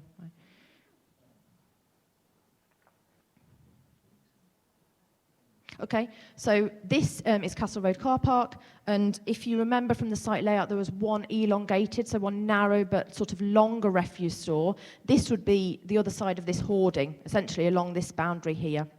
Claire, if you wanted to go to the next one. So, yeah, okay. So this is in the approximate position, so just beyond where my light is showing, is the other refuse store. And there was a larger refuse store proposed to be sited, essentially maybe just beyond my light here, so just further up. So instead of the larger store you've got that you would have had beyond here, close right up against the boundary, what you're going to have is a bin store off the boundary, so some soft landscaping in between. And again, all of this boundary will be provided with a close-boarded boundary fence. Thank you, Claire. No, I think I don't need that one. Sorry, Claire. I think I've looked at the other one. Okay, so if we can go back to the comparison of the site layouts, please. I'll just point out the other another change. So the applicant also proposes to change the location of the cycle stores. So now, instead of there being a cycle store that was being provided in this corner here, so close to the boundary again with Britain Court, that's no longer going to be provided, and it's going to be in this location here, so within the amenity space here. And there's also the retention of a cycle store in this location here, which was already on the approved layout, and there's also a smaller one in this location just north of the refuse store here, which was always going to be provided but slightly repositioned because it was going to be further south on the boundary in this location. Claire, I do have a cycle store, so just for members' benefit, this is the design of the cycle store that's being provided. So it won't be a fully enclosed structure, but it will give some protection to cycles from the elements. If I can take you now, please, to the comparison elevation plans, and I don't propose to take members through every small change that's proposed to the elevations of Block A, because there are a number of changes, but what I will give you is just a flavour of it. So this is, can I take you to elevation 1, if possible? Yeah, thank you. So on the right-hand side then, you have the approved elevation 1, and on the left-hand side, the proposed elevation 1. And this is, as you enter the site off the vehicle access from Eastwood Road, this would be immediately on your right-hand side. If any member wants me to point out where this is on the site layout, I can. And generally, the appearance is very similar. But what there is a change if you can look at this part of the building here versus this part of the building here. You'll see that there's a change to the windows, there's a change to the roof form here, so this is now a sloping roof all the way down, whereas there was this kind of articulation, this projection to the building that was provided here. And actually, although I don't have it to show you, this is now provided on the other side of this elevation that faces the car park. Claire, if I can take you to elevation 8, please. Thank you. Right, so this is elevation 8, and again, if any member wants me to point out exactly where this is on the layout, I can. This faces some of the properties on Britain Court. So this elevation faces part of the shared surface that goes within the site. And you can see some of the key changes here are, if you look at the roof form proposed here versus this area, there is a slight change here. There is also now proposed a new amenity terrace at the 3rd floor level here. So that wasn't proposed on this elevation here. Essentially, that was to be provided, but that was on the other side of the building, and they flipped it to this elevation here. And then there are some small changes to the window positions as well. Thank you, Claire. Can I take you to the floor plan, please? So there are some changes also internally within the flatted Block A, and the plan on screen is an extract of the first floor plan in Block A. So again, the approved floor plan is to the right-hand side of the screen, and the proposed floor plan is to the left-hand side. It's very difficult. I appreciate it's very difficult to see this, so you just have to trust me, but in this flat here, okay, which is the same as this flat here, there are changes to the layout which mean essentially a living room / kitchen and a bedroom that had been approved have flipped positions, okay? And throughout, there are minor changes like that. So some of the windows that would be now provided on this elevation will, instead of serving a kitchen, lounge, now serve a bedroom, essentially. But the arrangement of windows is very much the same as was approved, with those slight changes, some of which I've gone through on the elevation plan. Can I take you to the comparison third floor plan of Block A as well, please? So this is just one other extract. I don't propose to take members through everything, and it's a bit difficult to see, I'm afraid. But the this elevation here, there is a balcony now proposed in this position here, whereas previously it was on the other side, and I think I just mentioned that on the elevation plan as well. There was also this terrace to be provided at third floor level on this corner. That was already on the approved scheme, but instead of that being a communal terrace, that is now proposed to serve one particular flat.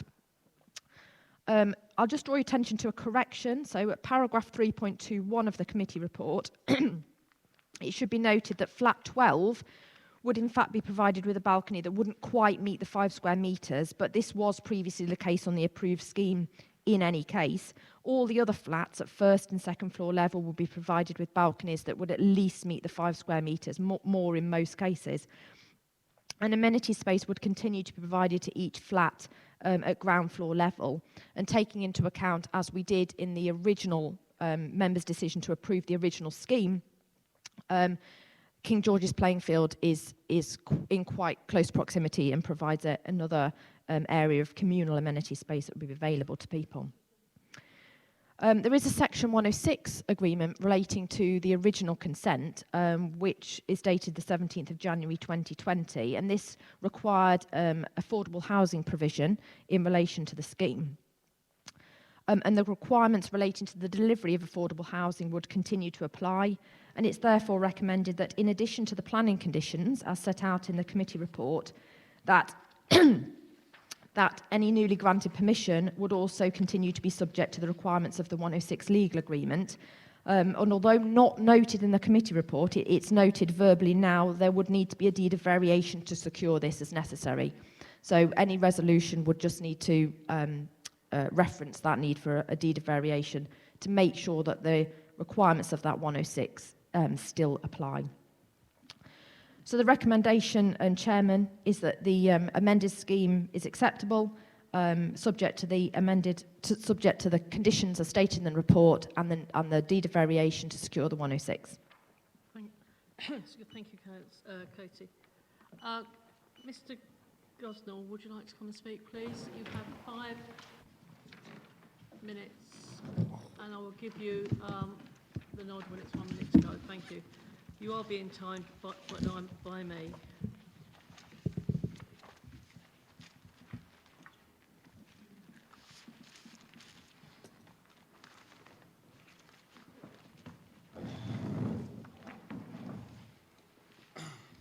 Good evening, everyone. Chairman. My name is John Gosnell, and I represent Britton Court. I also live at Britton Court and part of the committee for Britton Court. Following a meeting that we held at Britton Court on the 14th of July, which included Rochford District Planning, Councillor Mr Cross, also the Chignall Builders. Residents raised on several concerns. One was the overlooking by the windows of the new build, and the refuge bin stores and parking bays. We know that at this late stage, the windows will not be changed, and I think most of the residents have come to accept that. However, with regards to the refuge bin stores that were proposed along our boundary fence line, some of these are very close to doors and windows. For example, I live at flat 44, and one of the bin stores is 4 or 5 metres away from my bedroom window. This is a new location from the previous plans.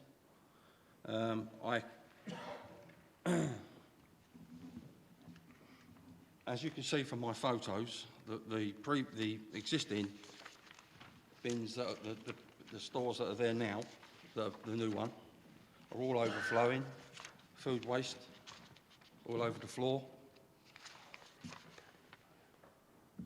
They're not adequate enough. I've been in touch with Environmental Health, which is Andrew Padden, and he's put some recommendations in as well. He thinks that the bins are not adequate enough. My concerns are obviously the one closest to my window. I did make some suggestions to the council about switching them around with the bicycle rack to make it a little bit further away. So please could you take that in consideration. But there's also some of the other residents, as you can see from that picture that you showed earlier, with the gazebo and the table. That's right where the resident sits and enjoys the garden, and you can have a refuge store right behind it.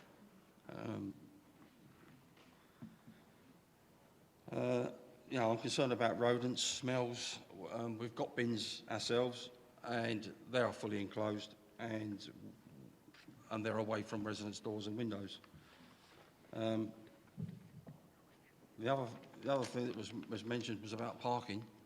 We've also we've experienced quite a few residents being woken up in the early hours of the morning with car revving and parking. It was quite a loud vehicle exhaust noise, so it was suggested at the meeting, or I put forward some planning for some soft landscaping, maybe some trees to help with that. But all the other amendments to the actual building, the residents have got no comments. Quite happy with that. That's me done. Thank you very much, Mr. Can you just pass those over back to them, please? Thank you. We have one more member here, Councillor Cross. Is he there? Oh, sorry, you're hidden, sorry. You're right, because I had to ask you because you're the ward member. Yeah. Councillor Newport.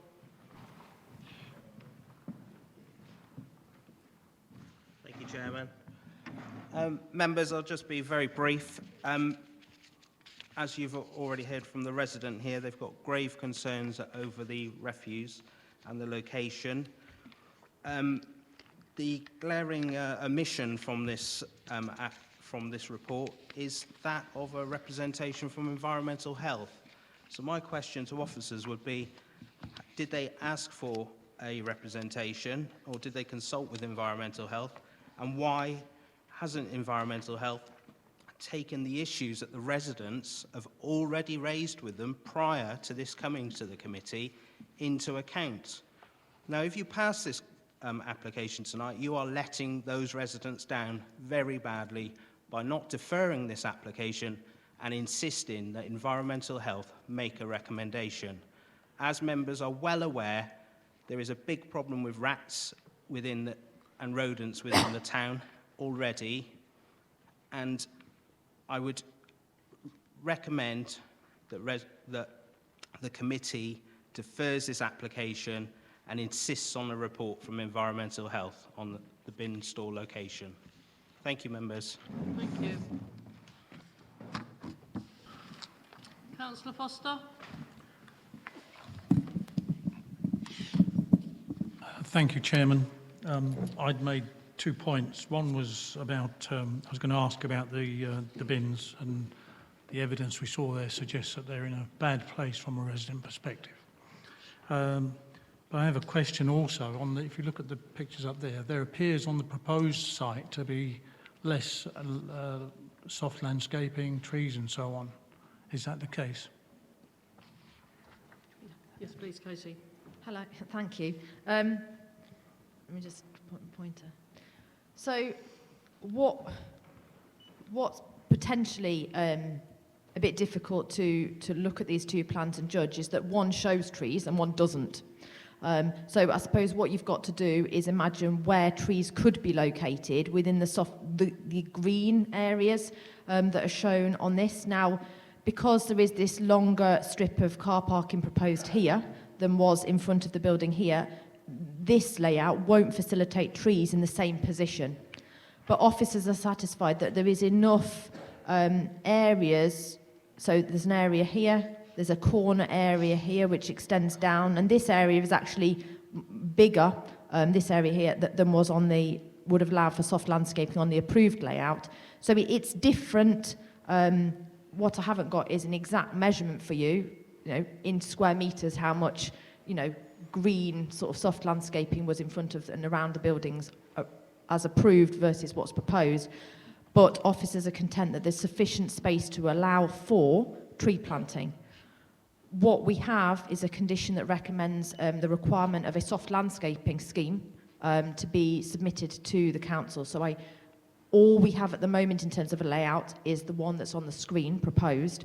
I don't have a soft landscaping scheme to show you, to put on the screen, that shows where the applicant intends to place all the trees, but they can be provided where these green areas are shown. Okay, thank you. Chairman, can I come back? Yes, you can. Can I move for deferral to address the issues with the bin storage areas and the resident concerns? I will second that, because that's exactly what I was going to say, because I know this site and I'm very, very concerned about the bin stores. I did take advice from Phil to see if we could actually vote on each condition separately, and advised not, so we could have done the 3 conditions and then perhaps deferred, gone back for more information regarding the environmental health Andrew Pad and what he has said. So, Councillor Stanley, I know you've got your hand up. I had not acknowledged you, so you'd have an arm ache otherwise. Okay. What would you like to say? Thank you, Chairman. My first thoughts are to alleviate the problems with Britton Court and where they are situated in that corner where we see parking bays, was to put the parking bays to the other side and make the road this side where the parking bays are, so that would alleviate the problem of the bin store and the parking bays, because obviously that needs to be eradicated on the plan. Well, I do realise that at this late stage, perhaps that wasn't picked up when the plan was put together. The parking of the bin stores, and I'm pleased you picked that up for me, as well as Councillor Foster, that the bin stores, how often are they emptied, or are we going to make a condition on that? Well, Councillor, can I just stop you there? Yes, certainly. We've done it, we've put up that we'd like it deferred for the reason of the bin stores. Then once we've put up, and if it's voted on for deferral, we can then ask the officers, advise the officers what we need, why it's being deferred. Is that okay? Yeah, that's fine. Is that all right? And then you can actually put. Yeah, I didn't know whether what you're saying, you then thought perhaps about that advise. as well. Yep. Thank you. Thank you. Right. Sorry, can I just, is that okay to just? Of course Yep. it is. Sorry, so just, we haven't got a formal consultation response from Environmental Health in the committee report, but we did have some informal discussions with Environmental Health and Building Control around the issue of refuse stores. So there's no objection from Environmental Health in principle to where these stores would be located. That is really a planning judgment as to whether they are in appropriate locations. What we have to give consideration to in this application, somewhat unusually because it's a Section 73 application which seeks to vary a condition on an approved scheme, we have to take into account the approved scheme. So we have to take into account essentially the fallback, as it were, so what the developer has consent for as it stands. And they have consent to put the refuse stores, in the 3 positions shown. I appreciate that's different to the 4 locations that are now. So the discussions with Building Control were around any building regulations to do with enclosure of refuse stores, and Building Control's advice is that they would support full enclosure of those with the roofs to limit the transfer of smells and potentially flies, and to protect the the bins, should they be filled to capacity and the roofs not be able to close quite properly from the elements. Okay, so either when it's very hot or raining, etc., what you don't want is rain able to get into those bags and things. The other issue is capacity of refuse stores. So I know the resident has provided some pictures which show bins overflowing. I don't know how many flats are occupied on the site or at present, or how many of the refuse stores that they're proposing to provide are provided. But the number of refuse stores, or the area that's proposed, would meet the guidance that's set out in Appendix 1 of the Development Management Plan.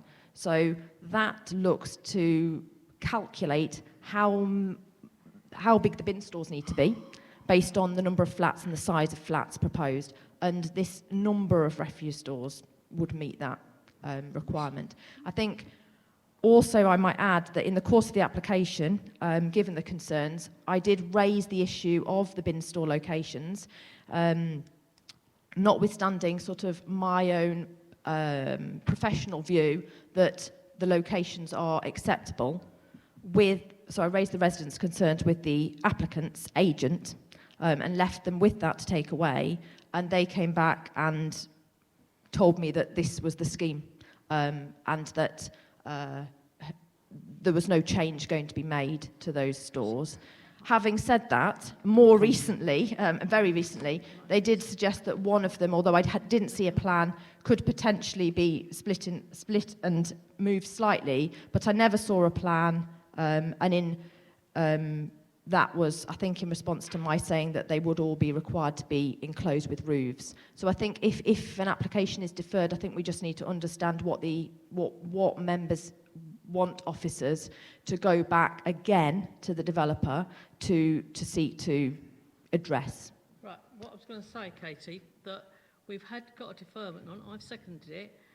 We're all very, very concerned, I'm talking with emotion now, about the location of the bin stores. Yes, we've agreed on the original application to have 3. There's no reason why we need 4, and there's we need to them environmental health not to have a verbal meeting with yourselves, to bring it back to this development committee to say that they have not got any concerns at all, because yes, we've seen some photographs, and if they're not fully occupied, it's going to get worse. So if they're going to put bin stores in, they've got to be adequate, but they've got to be covered, and they can't be outside someone's bedroom window. So we need, and it's all very well the developer saying we're not going to amend this, but they want it amended because they want to put an extra bin store in when there wasn't one in the first place. So I'm going to say, can we have a vote on this? Councillor Stanley. At the same time, Madam Chairman, the windows on the 2nd and 3rd floors, would they be facing the occupants in their gardens? And if they are, would they be obtuse? This has been already discussed on the Oh, it original has? plan, Oh, which right, okay. you were a part of with the Development Committee, as I was, but I don't remember it, Councillor remember Stanley, it. either. I don't remember it myself. No, nor do I, but I'm sure our officers will do it. So we're going to go vote. Madam Chairman, can I just ask a question? Of course you can. Can we have a detailed plan of the enclosed rubbish bins? Are they going to be out of concrete blocks and ventilated within the development rather than ventilated outside? If it's all going to be wood and someone was to put something in the bin they shouldn't have done and it burns down, the whole lot goes. So can we have within the amended bit a detailed thing of the enclosures, please? Do you want me to? Yeah. Yeah, I mean, so just on that point, I think it's my view that the elevation that you saw on screen, which was the developer's proposal for the refuse stores, and which has been provided at least in part on site already, with this essentially timber fencing around, is insufficient for a site with 41 flats where they're communal stores and people, I suppose, maybe may not take as good care of that as if it were just a single house, you know, with their own personal refuse store. It's going to have a lot of traffic in and out of people closing the doors, that they need to be really robust structures, and the policy in the Appendix 1 of the Development Management Plan backs that up in terms of requiring structures that will withstand a degree of, you know, being bashed into and things like that. So in my view... On the deferral list. Yeah, so please. in my view, I think what you're expecting from the deferral, hopefully, is at least officers attempting to go to the developers and the developer's agent and say, we want an alternative elevation, which would have been required by that condition anyway.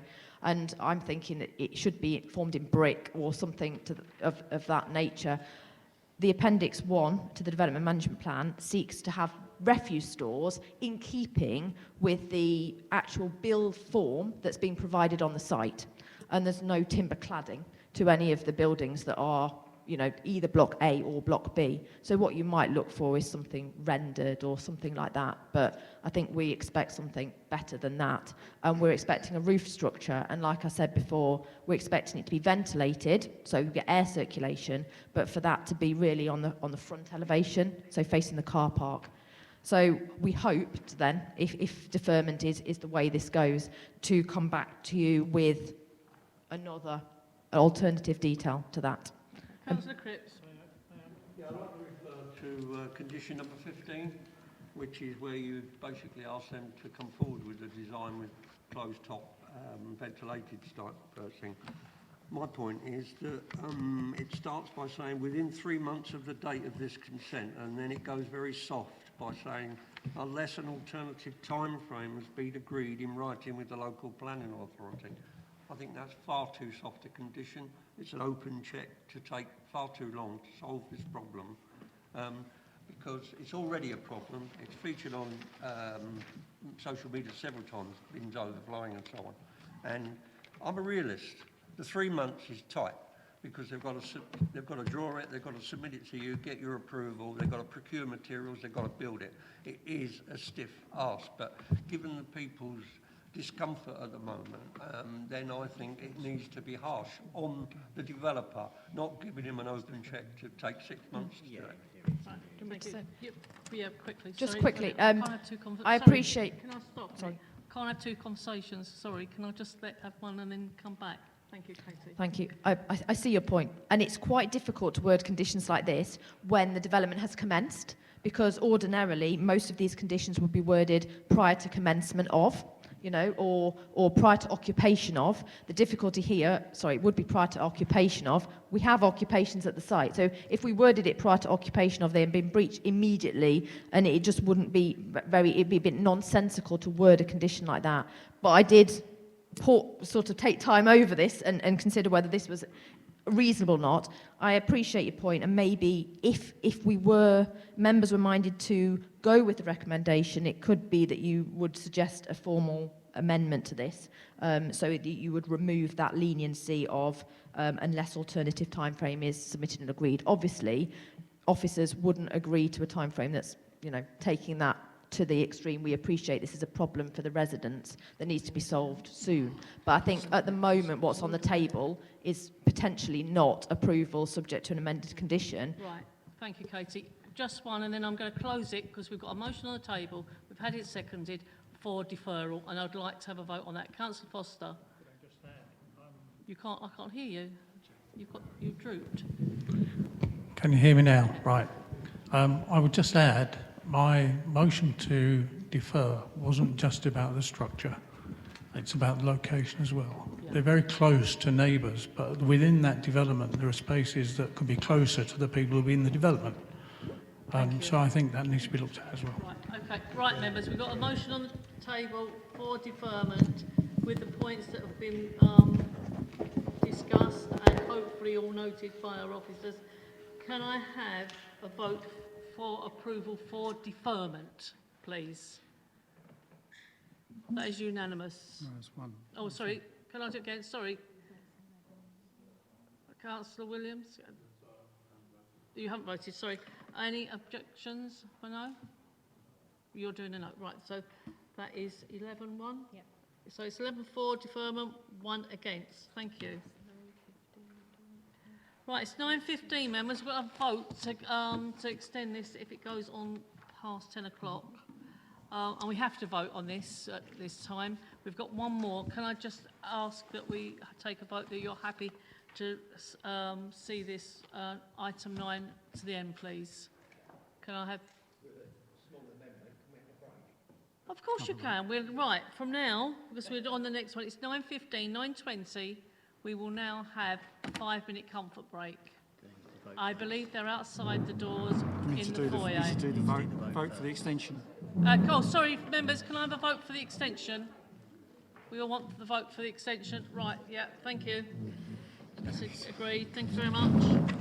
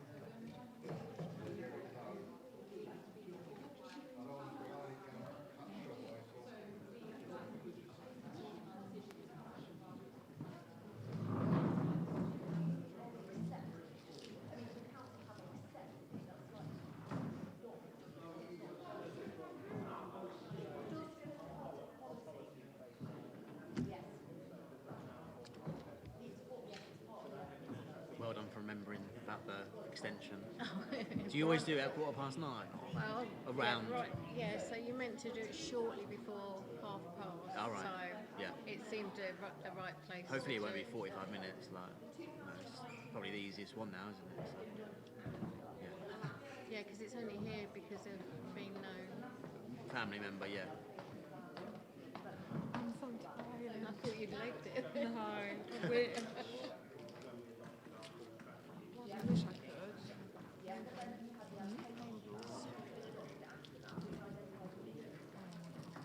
Actually, just power it off the Completely out of it. Completely out of it. I had an email from Jack Lawrence. You shouldn't be doing this. I'm actually present at the meeting, so I have to check my watch. Going down with quickly batteries like that. I did. No, it's not here yet. I'll raise it back anyway. No, no, it's fine. It's getting a bit cold now as well. Not the long one. You haven't got it on mute? Nah. Mute on. Mute on. So what's the point? It doesn't fix it. My little setup.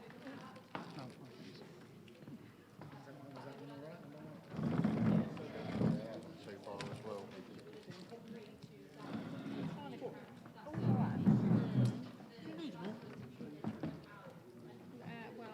Sorry, Chairman, I'm just going to change the batteries in your microphones. They're getting a bit low.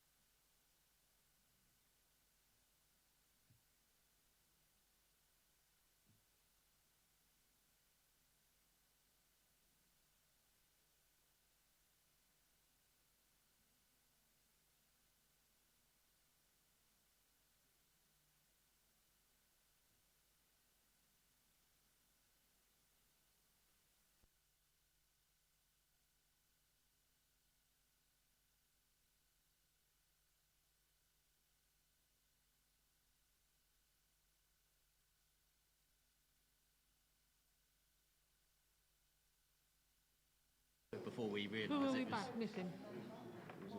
Is it on the microphones in used to do? Want me to go and chivvy them along? Members, can we start the meeting again, please?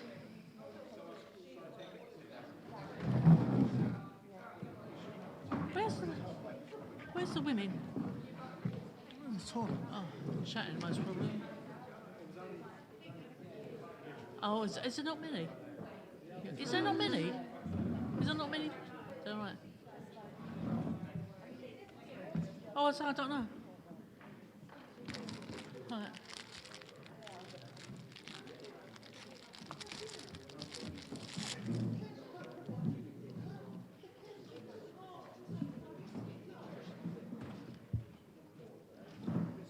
Biscuit Wars now. Ian, is Councillor Stanley in there? Look, come on, I want to start the meeting again, please.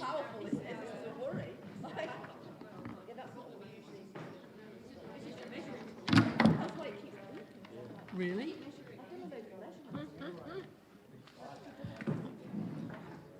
Right, members, we'll start the meeting again for item 9.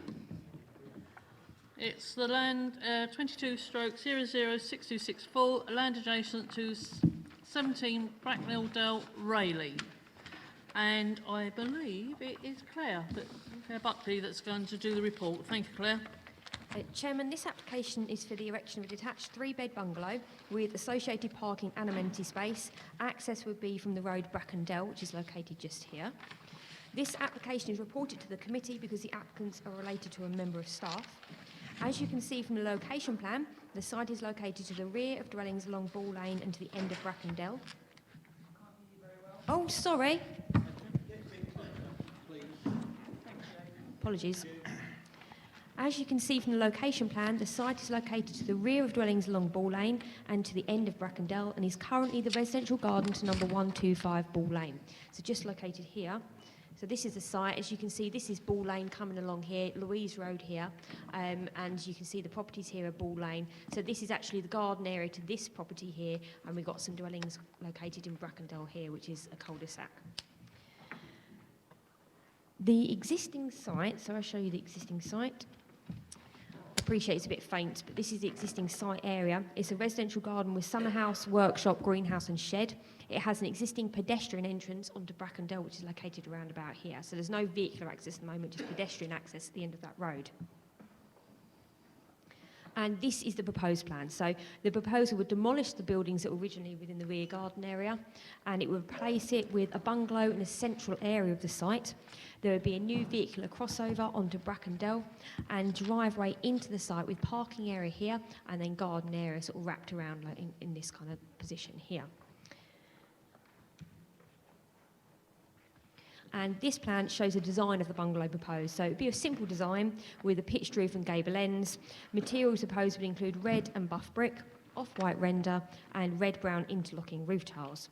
So the key material planning considerations are principle of development, design and impact on the character of the area, impact on residential amenity, garden sizes, sustainability, highways, flooding and drainage, refuse and waste storage, impact on trees and ecology.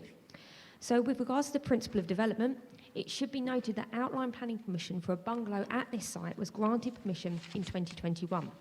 Therefore, the principle of a bungalow at this site has previously been accepted. The site is considered to be located within a sustainable location and would represent the effective use of land supported by local and national policy. With regards to design and impact on the character of the area, it is considered that the design of the proposed dwelling is acceptable and would not appear cramped within the plot or detrimental to the character of the area. It would be 4.9 metres high to the ridge, which is considered to be of an acceptable scale. Looking at impact on residential amenity, number 17 Brackendell is the closest dwelling to the application site, so that's the one located just here. The property is at an angle to the proposed dwelling with no windows to the side elevation. It is not considered to have a detrimental impact upon this property. The next nearest are number 125 and 125A Ball Lane, but there is a distance in excess of 17 metres separating numbers 125 and 125A from the proposed dwelling. So they're the properties at the bottom here, one of which is obviously the garden area of the actual application site that we've got here before us. The proposed bungalow would not be considered to give rise to material overshadowing of neighbouring properties. Looking at garden sizes, the proposed dwelling and the resultant dwelling at number 125 would retain garden areas in excess of 100 metres squared in accordance with SPD2. Looking at sustainability, the proposal would comply with the gross internal floor space and storage required for this size of dwelling. Water efficiency standards would need to be met as required by the condition referred to on the addendum. Highways, the proposal includes 2 driveway spaces in accordance with the parking standards preferred bay sizing. County Highways do not object to the proposal, including the new access, subject to conditions. So as we've seen before, that's where the actual parking spaces are. Sorry. Thank you. So that's where the new parking spaces would be. Obviously the driveway access here, and you can see here there is also space, visitor parking as well located in this area here. Flooding and drainage. The application site is located entirely in flood zone 1, where there is a low probability of flooding from rivers and the sea. Advice advocated within the NPPF states that in order to satisfactorily manage flood risk in new developments, appropriate surface water drainage arrangements are required. A condition to control this has been attached to the recommendation. Looking at refuse and waste storage, the proposed front and rear garden area would provide sufficient storage space for the 3 bins at the site. Impact on trees. The existing trees and shrubs are not of high amenity value, and subsequently their removal would not be of concern. A condition relating to soft landscaping has been included within the officer's recommendation, which would seek to achieve new tree planting at the site. And finally, ecology. The site is maintained domestic garden and is therefore unlikely to support protected species. The proposal is within the scope of the Essex Coast RAMS, as it falls within the zone of influence for likely impacts and is a relevant residential development type. The mitigation in the form of financial payment has been made by the applicant. Chairman, this application is recommended for approval, subject to the conditions outlined in the report and addendum. Thank you very much. Members, you've read the addendum, yes? Councillor Cross, I believe you want to speak on this item. You have, like others, you have 5 minutes, and we'll give you the nod for when you've got 1 minute to go. Thank you. Thank you, Chairman, and thank you, members and officers. Thank you to the committee for giving me the opportunity to speak. As I mentioned earlier, I have a non-pecuniary interest because I live on the corner of Brackendell, actually in Louise Road, but I'm basically not affected by this development apart from maybe building, transitory building disruption, but that's not really a problem. My issue is that from the beginning, this has been a proposed development of a 2-bedroom bungalow. The report itself is titled in big letters and bold, a 2-bedroom bungalow. And I believe the residents locally have believed it to be a 2-bedroom bungalow from day one. The addendum came out a week or so ago saying it's a 3-bedroom bungalow. Now there are still notices on lampposts in the area in Louise Road which state that it's a 2-bedroom bungalow. So I would like to suggest that the consultation that may have taken place with local residents, they would have believed it to have been a 2-bedroom bungalow. And more importantly, Essex County Council and the Highways Department, my question is, have they been working on the basis of it being a 2-bedroom bungalow? Because the implications for a 50% larger bungalow are in terms of number of residents potentially and their vehicles. And I appreciate there is off-road parking for 2 vehicles, but with potentially a couple living there with perhaps 2 children, grown-up children, there may possibly be 3 vehicles on site. The report states that the description will be amended to refer to the proposal as a 3-bedroom bungalow. It is not considered necessary to reconsult, and I disagree with that. I believe it is essential to reconsult, as the local residents had believed it to be a 2-bedroom bungalow. There's also later in the report statement to say that it is it is considered, item 3.18, it is considered that the design of the proposed dwelling house is in keeping with the local vernacular. Whilst the proposal is seemingly not being innovative in any particular way, it is not considered to be tantamount to alien built form in the vicinity, which is characterised by a broad range of dwelling types. Now that simply isn't true. The estate in Brackendell is all Georgian-style properties with very, very similar windows and brickwork. They are all detached houses and not semi-detached houses, as stated in the report. So there's a fundamental flaw in the report, I believe, and this property proposes a rendered building and a bungalow, which is not in keeping with the rest of the estate in Brackendell.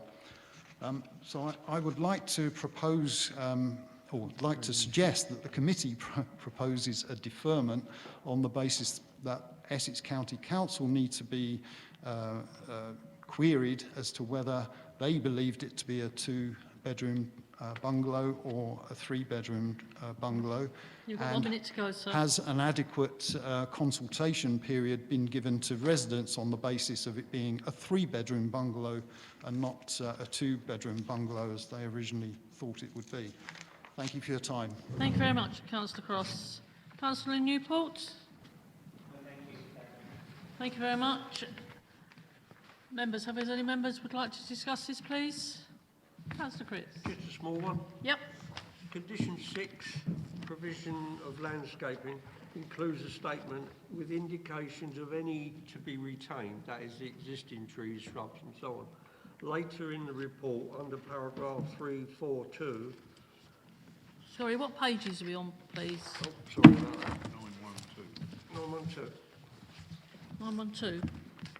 Para 3.42, impact on trees. That already makes the decision, it seems. It says none of them to be retained. So the conditions includes the possibility of the applicant identifying which will be retained, but the report itself said none of them will be retained. And I think, to be fair, if you look at Google Earth on the site, there are 4 significant trees, but the car parking and the size of the bungalow takes them out anyway. So I think the statement is actually correct. None of them will be retained. But it's conflicting, those 2 things that it says. Yeah. Oh, you're breaking up the happy home. Claire, would you like to come back on that, please? Yes, so with regards to condition, sorry, what's the page? The soft landscaping, thank you, condition 6. It is a standard condition that we impose with regards to soft landscaping.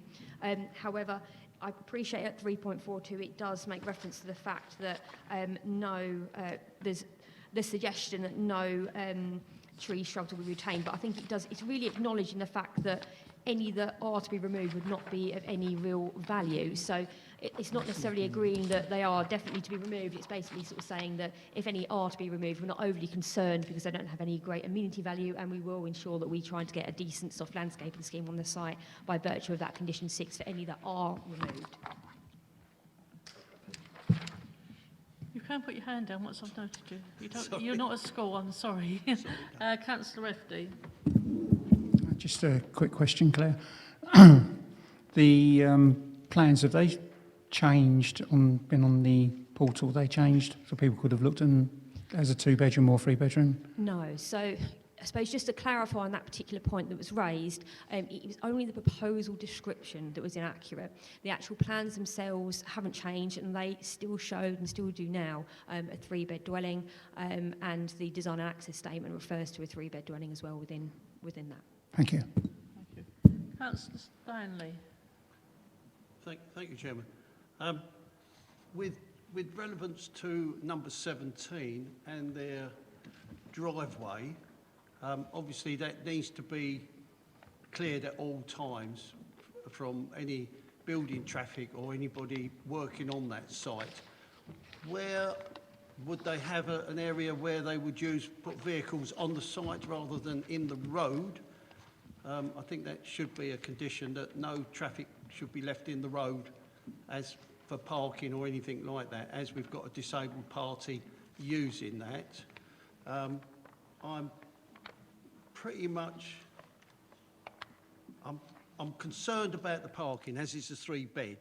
I know that we have a regulation of parking, but I do think that we should consider an extra parking bay somewhere on that site, whether it be to the right-hand side of those parking bays, so that you can get one on that corner to make it a hexagon type parking area rather than a square parking area, if that's possible.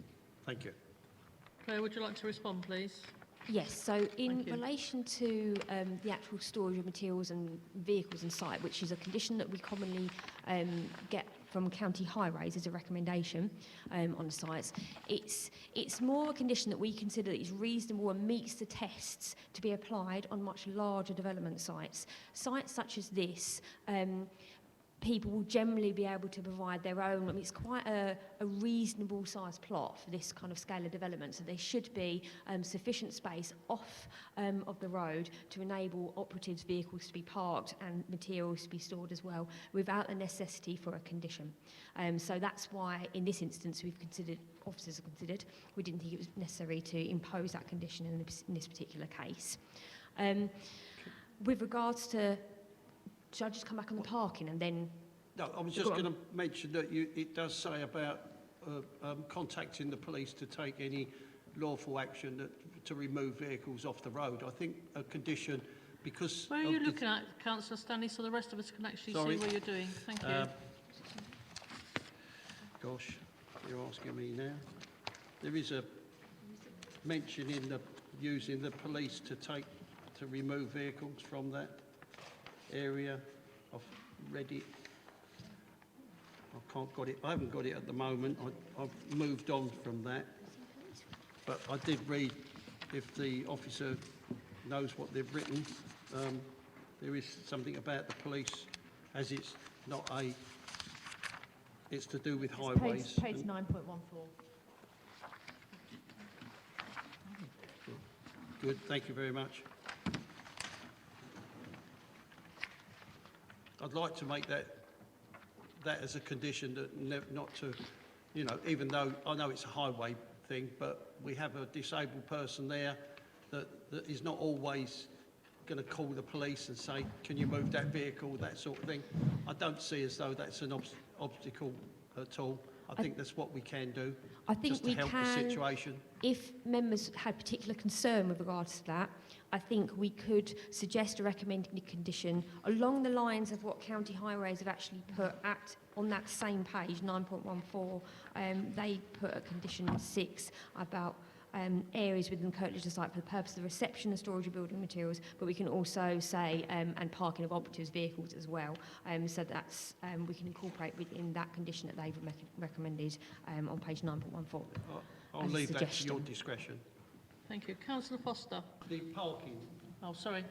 So with regards to the parking, at the moment there's 2 bays actually shown. Now there is potential for a further... Thanks, Katie. And there is potential for a further bay to be provided here by just sort of parallel parking in front. I don't think it's necessary for us to actually condition or require that. I mean, we have required parking spaces to be provided, but because they've got the capacity and space to be able to do that, I don't think we need to get it actually delineated on the ground as an actual individual parking bay, because they clearly have capacity to be able to park visitor parking there. as and when and how, in whatever arrangement they sort of see fit, there is capacity on there to easily provide that visitor parking bay. Okay, thank you. Thank you very much. Councillor Foster. Thank you, Chairman. I agree with that condition. I was going to raise the same point. Second point is a question, really. Does this change the footprint from the plan that was given outline approval in February 21? Yes, so it does differ to that. That's why we're seeing a full application now rather than a reserved matters, which is what you more commonly get with an outline application. What's happened is they've actually acquired a little bit more. They've acquired a little bit more land since the previous application. So this section here is an additional piece of land that they've acquired. As a result, they've now proposed a slightly larger bungalow than that which they were looking at outline stage. Having said that, all matters were reserved at outline stage, so we weren't looking at overall footprint or anything like that, or design or anything like that. But it's looking at a slightly larger bungalow than what we saw then because of that additional land. Okay, thank you.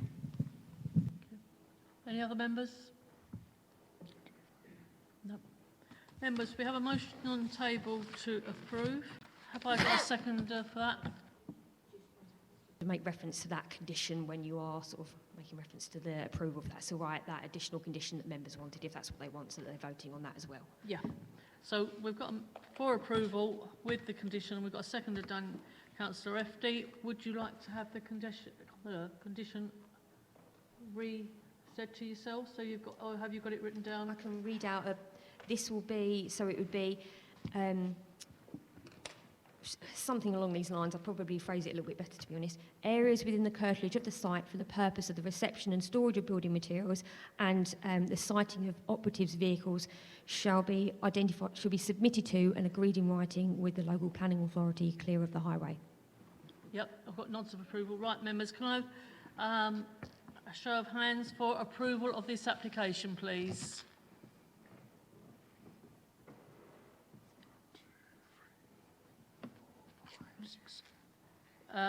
For against? Abstentions? 2. Sorry, abstentions. Right, thank you. 2 abstentions. So, members, that is carried. 4 is 7, 3 against, 2 abstentions. Thank you, members. That concludes the meeting at 9:40. Thank you very much, members, for a good meeting. Councillor Stanley, can I have a quick word, please?